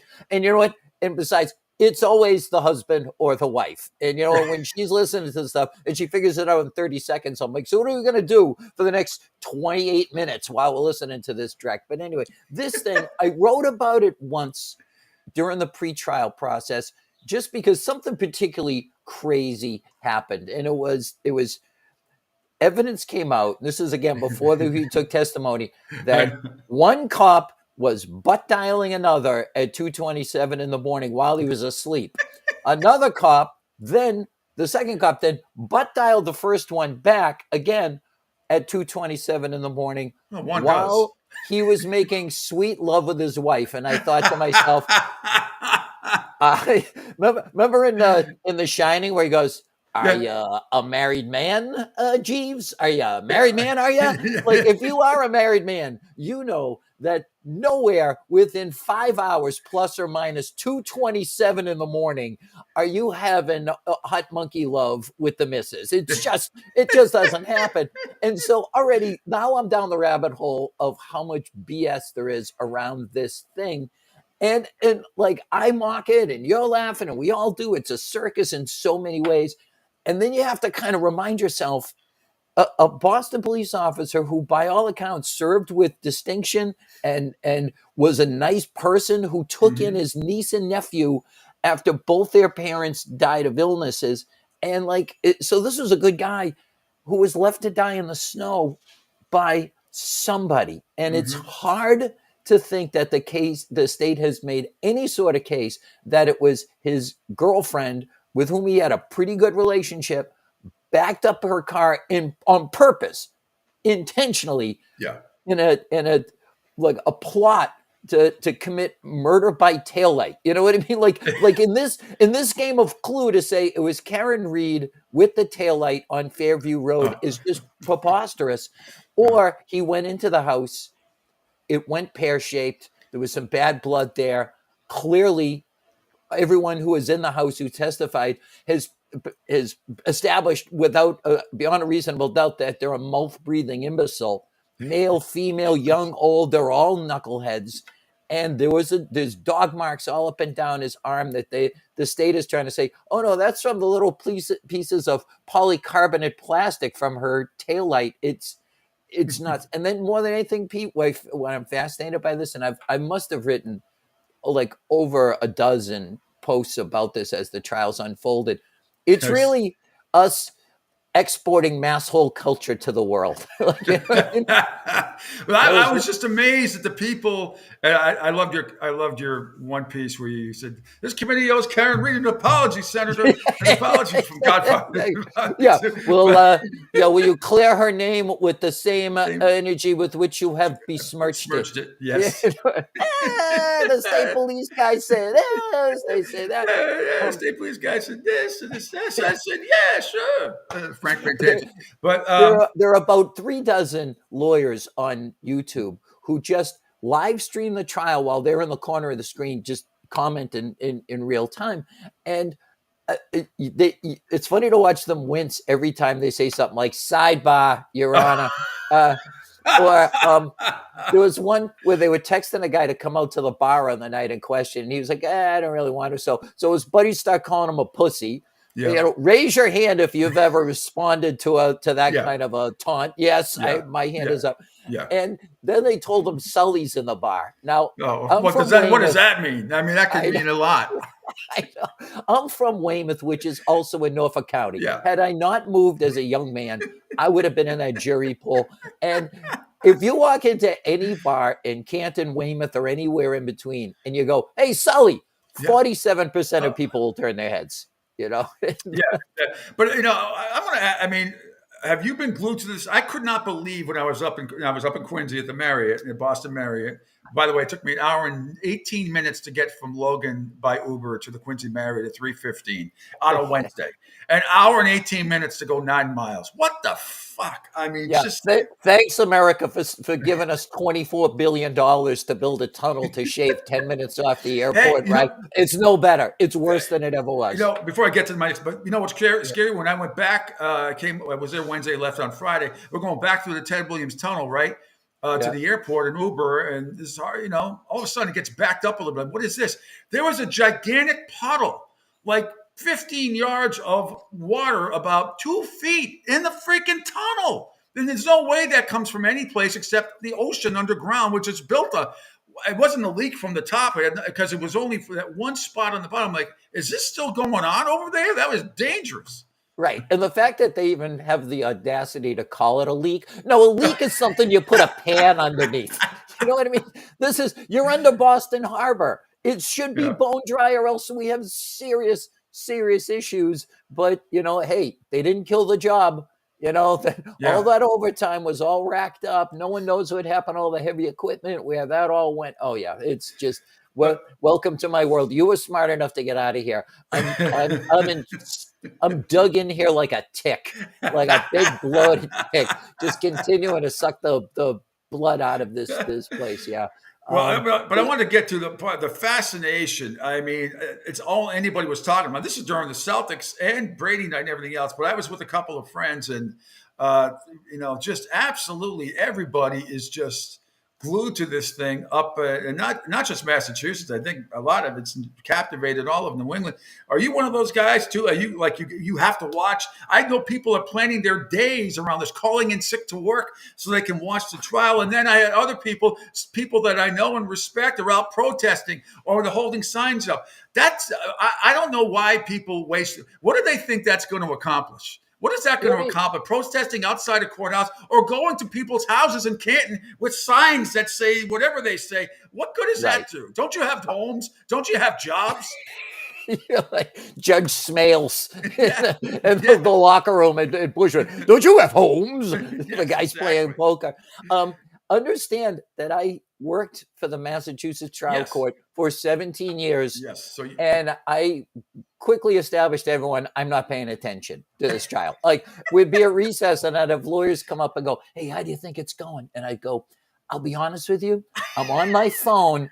I'm researching cornerbacks the Patriots might be able to draft, but I'm sure you're doing a bang up job. What is it? Shoplifting, murder? What have you got? I'm not really paying attention. Now it's my job to write about the Patriots. And am I paying attention to a trial? Yes. Now, I'm not watching it live like people do. And I know retirees who do, like, all day long, sit there. Yeah. I watch it the way I watch an early round of March Madness. Like, I've got my rooting interest. Am I going to sit there for 2 hours and 15 minutes watching North Carolina State against Iowa? No, I'll check the highlights. So that's what I do. But I have people send me stuff. My phone blows up all day long with people sending me tweets that this was said or that was said. There's a lawyer from upstate New York whom I've never met who calls on a daily basis. And the Irish Rose is like, is it that lawyer again? Yeah. And he's giving me good information. So I'm going to go with this. And the blogs are off the charts. I'm no kidding, Pete. I've been to 2 Patriots practices, and I was at the Tom Brady event. And your lovely wife, the Irish Roseanne. Yeah. Yes. And more people, no one's coming up to me to talk about the Patriots. For real. It's Karen Reed. I had media members. I was sitting there at practice, and a Patriots employee comes up to me and goes, I'm glad this is starting early. I got to get home and start watching the trial again. And I'm just like, Jesus. Complete strangers. I was in my driveway the other day, and a guy was crossing. We live on an old side road. A guy was crossing the road, and we made eye contact. He goes, Jerry, hey, I'm reading all your Karen Reed stuff. He was visiting my neighbor across the street, and he and his wife, hey, he calls his wife over. This is the guy I've told you with all the Karen Reed stuff. I don't know how I've become like known as one of the Karen Reed bloggers or whatever. I'm not Turtle Boy, who's done stellar work on this. Clearly, I'm just a guy trying to make sense of it. I've only read your stuff because I mean, I get the bits. I get the gist of it. I've read a couple of your things because I know you also inject a lot of humor when you can. I mean, it's not it's somebody dying and getting murdered. I understand that, but I love your style. So as I said, as what's his name said, Bruno Kirby said in Harry Met Sally, it moved you, and that pleases me. Yeah, and I try to have reverence for what's at the core of all this, but you can't help but find yourself sitting on the wall watching the crazy parade go by. I mean, one person after another, and then the lead investigator, they finally get to him, and the stuff that they've uncovered from his phone. Now, look, I never want the context of my texts to my friends and family get out into the wide world. You know what I mean? I'll end up like on obscenity charges or something, or hate crimes. Yeah, exactly. Well, not that, but Yeah, oh no one wants to see, there's no photos. No one wants to see this, believe me, not even, especially not me. But like this guy was saying these things about her while he's the lead investigator in a homicide case. Yeah. It's bonkers. And then I get early on, I was trying to stay as neutral as possible, see this through the eyes of the jurors, shut out the noise. If you believe everything you read on the internet, then 4 years ago, you believe that COVID came from someone eating a pangolin. Okay, so I don't buy into that. But it quickly became the Commonwealth has no case here, and this is ridiculous. So I started getting clapped at by a Twitter account belonging to Chloe the dog. Oh, Chloe the dog who put the marks up and down this officer's arms. And then I was like, really ripping into me. And then I was saying, bad girl, Chloe, bad girl. And then Chloe came around to my way of thinking. And now I just go, who's a good girl? Who's a good girl, Chloe? You are. There's a internet account for the dog. That's how absurd this theater is. It's just a complete goat fuck. And you know what? I'm here for all of it. I will say this in a serious note. I have total respect for the jury. My experience was they take their duties very seriously. They do them with due diligence. I think they're going through all the evidence and they're trying to be as fair as possible. I've found that to be the case at 100%. Remember, like John Rambo, we asked them. They didn't ask us. Wasn't my war. You asked me. I didn't ask you. But somebody wanted to win. But somebody would have let us win. Yeah, so if you're one of those people who's saying, oh, these are people too stupid to get out of jury duty, F all the way off, okay? They didn't lie. They were honest. They were declared to be neutrals in this, and I respect them.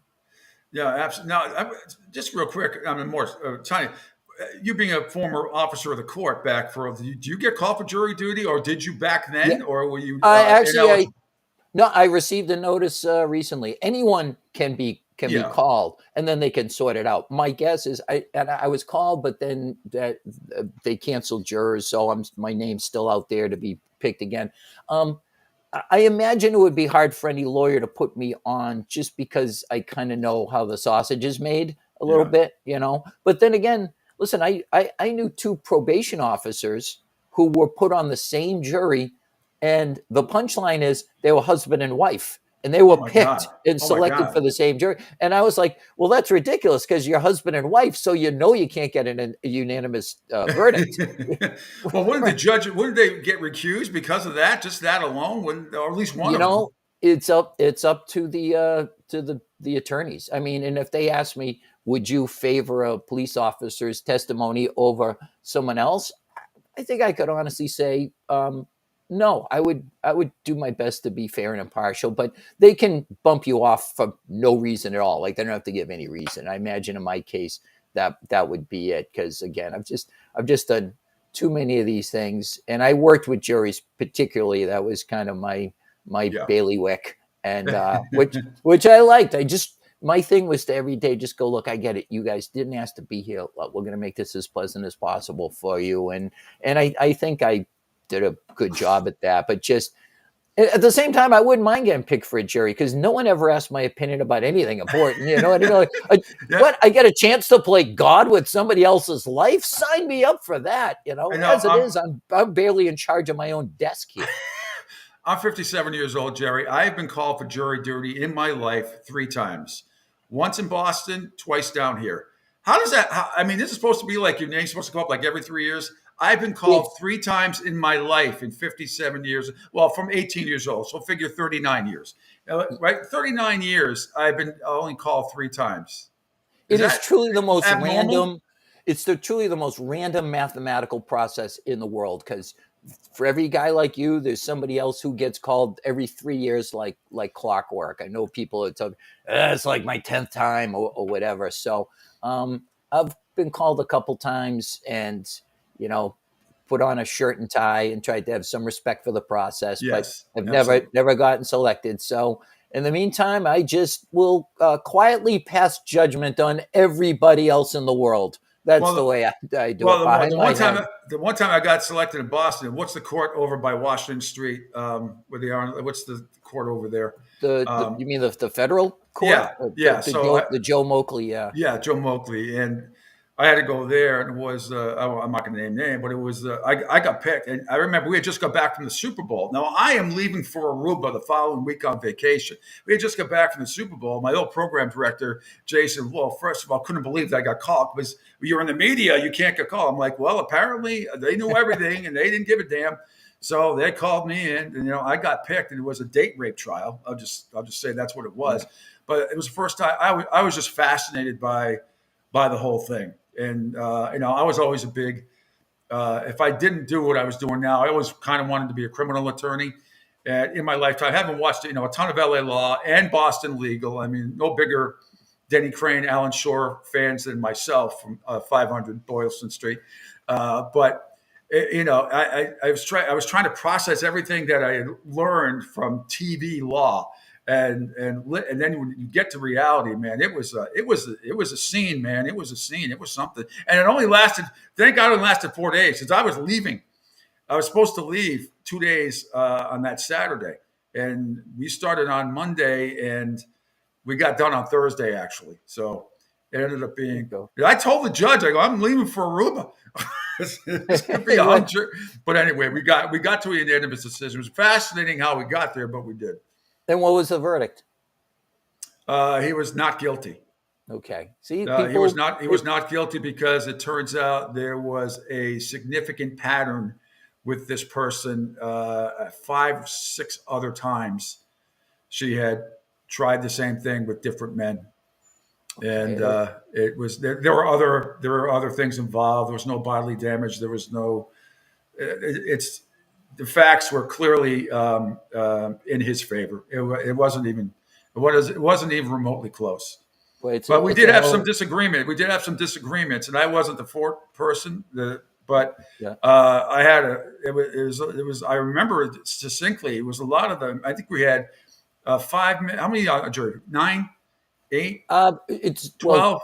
12 in a felony case, and then like 6 if it's just like a local district. No, court, it was 12. It was 12, and we had about I'd say 8 men and 4 women, and a lot of the majority of the men initially after the first day of trial thought he was guilty. I said, hey, there's a lot more that needs to come out of this. And after being very patient, listening to 3 days of testimony, and her lawyer was a bumblefuck anyway. He got reprimanded several times by the judge during the trial for this, that, or the other thing. But anyway, I found it really fascinating. Now, you were Henry Fonda in 12 Angry Men. That was you. Can't be a good life. This guy getting beat up every day of his whole life, and you're the one who turned them all around. You got Lee J. Cobb to come around to your way of thinking. I love it. I would have just approached the bench and gone, Denny Crane, and walked away. But if only they were as interesting as William Shatner. Rarely is anybody can hold a flickering candle to Captain Kirk. Absolutely. All right, I got something else for you too. But Angel, you have something for Jerry? If you don't, I'm just enjoying being behind the scenes here and listening to what Jerry has to say. I try to grab some popcorn so I can take it all in, but no, it's always a great time. Jerry, thanks for joining us again. But it's always a great time, and I know you when it comes to the Patriots. A quick NFL question here, as some people are not questioning like in a wrong way with Gerard Mayo becoming the new head coach for New England Patriots.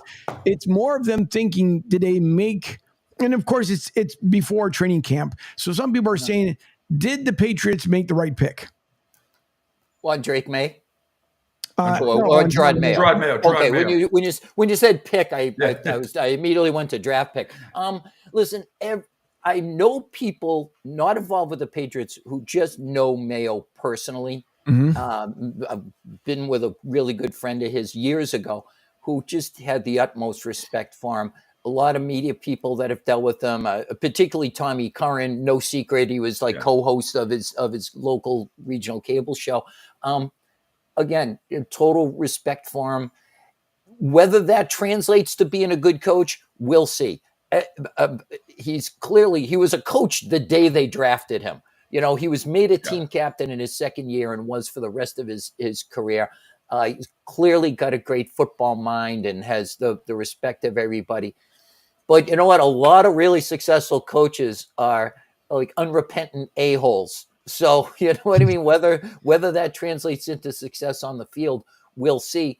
But there's a reason why teams were asking for him 2 years ago to interview him, and the Patriots denied it because they understood they've got somebody here that they regard as special. So did other people around the league.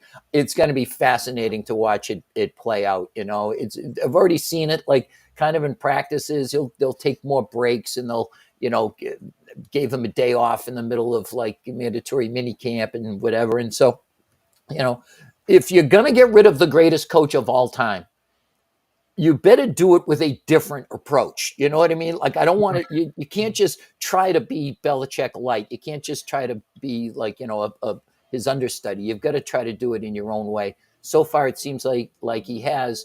And now let's see whether or not they can cobble together an offense and an offensive line. And most important of all, develop a quarterback who I think has unlimited promise. Yeah, I agree. I got to ask now, Jerry, as a comedian in the closing moments here, I picture you tonight with a notepad while watching the presidential debate between Trump and Biden, and you getting at least a week's worth of material. Well, is that true? Is that possible? One would think you find that if you try to go towards a political candidate, one or the other, in front of a crowd, you're going to lose 50% of the crowd.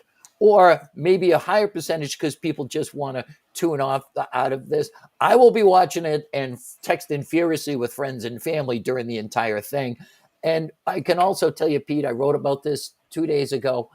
There is an asteroid the size of Mount Everest hurtling our way. Now, it's going to miss, but the cosmos is giving us a little chin music, right? It's brushing us off the plate. I think about 10 minutes into this thing, watching these two who have both been presidents, so there's no mystery about what they're all about. I think I'm going to be going, come on, asteroid, right there.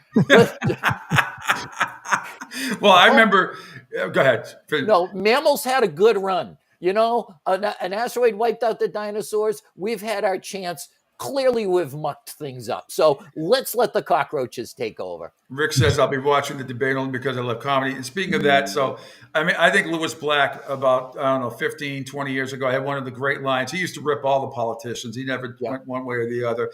And he goes, and the worst thing that can happen is a Republican or a Democrat is when these two pricks get together. And let me tell you how it works. The Republican stands up and goes, I got a really bad idea. And then the Democrat stands up and says, and I can make it shittier. But perfect. Again, this is the two that we came up with. Our process has brought us to these two guys. I think it was Socrates who said, democracy doesn't work. And he used this example. You've got one guy who's like a doctor. And he says, here's what you got to do to help everyone. You got to eat right. You got to exercise. You got to take good care of yourself. And people go, get a load of Dr. Fuss budget over here. And the other guy runs a candy store. And he goes up and says, hey, treats for everybody. And we go, yes, let's vote for that guy. And then we wonder why we can't solve any of our problems. We got two guys who own a sweet shop. And they're up here just telling us, vote for me. I'll take care of you. So We'll see. I just want to know what kind of drug cocktail they're putting Biden on, because he is going to be pumped up like a thoroughbred racehorse for this thing, and he's got to make it through for 90 minutes, and then he'll crash. And whatever, if he does, I think we're all just going to go, all right, what was that prescription? Because I need some for me. Pedialyte. Get or Gatorade Zero, whatever, same thing, whatever it is. Jerry, you're the best. Tell El Pres Portnoy, stop winning all that money. At least spread it around to people that love him. It's unbelievable. Like what a lifelong winning streak he's on, and yet who's the one that Tom Brady knew by name? This guy. Now, as soon as we hang up here, I have to go find Brady because he asked me how I'm doing. Yeah. Before he said, "Nice to see you, Jerry," and I forgot to tell him how I'm doing. So he wanted to know. And I'm just going to go find him. And I'm going to say, I'm great, Tom, because we drafted you instead of Todd Husak in 2000. And I just got off the air with Pete. Yeah. And last thing, I expect nothing less from you than an exclusive with Belichick's new girlfriend. It's, you got to do that. Yeah. Everyone asks me about it, and I tell them the same thing. I'm a softie. I'm a hopeless romantic at heart, and I'm in love with love. And, to see these two crazy kids get together over their shared love of deductive logic and bend but don't break defenses, I think it's a beautiful thing. There's somebody out there for everyone. By the way, we do have something from the Pennsylvania senator. He wants to let everybody know where they can find the debate. Really, like the 95. So you can find it on the 95 from Senator Fetterman. All right, Jerry Thornton, Barstool Sports, you are the man. Thanks so much, my friend, for taking a few. We'll talk again soon. I hope you get a ton of material tonight from this debate. Mr. Sheppard, Mr. Martinez, thanks very much for the laughs. And let's all pray for that asteroid. Take care, fellas. All righty. Thanks, Jerry. Take care. Take care. All right, that's about going to do it today for the Pete Sheppard Show. Lots of thanks to executive producer, host extraordinaire, Angel Martinez. Thanks to Rick Harrell, Sean McAdam, and you just heard Jerry Thornton from Barstool. Always a pleasure. Tomorrow, more shenanigans. John Meade-Perrell will join me. Mike Petraglia out in Cincinnati. He's nuts. He's a Villanova guy, and he will not be a Knicks fan, I can tell you that. But he's going to root for his boys at Villanova. He covers the Cincinnati Bengals and the Cincinnati Reds, so we'll talk to him. He's always fun. By the way, Gaston Guy has said great show as always, guys. You always have great guests. Awesome. Really appreciate it. Thanks for everybody for tuning in across the Riptide Network video platform. We're back tomorrow at 7 a.m. I am Pete. He is Angel. Bye.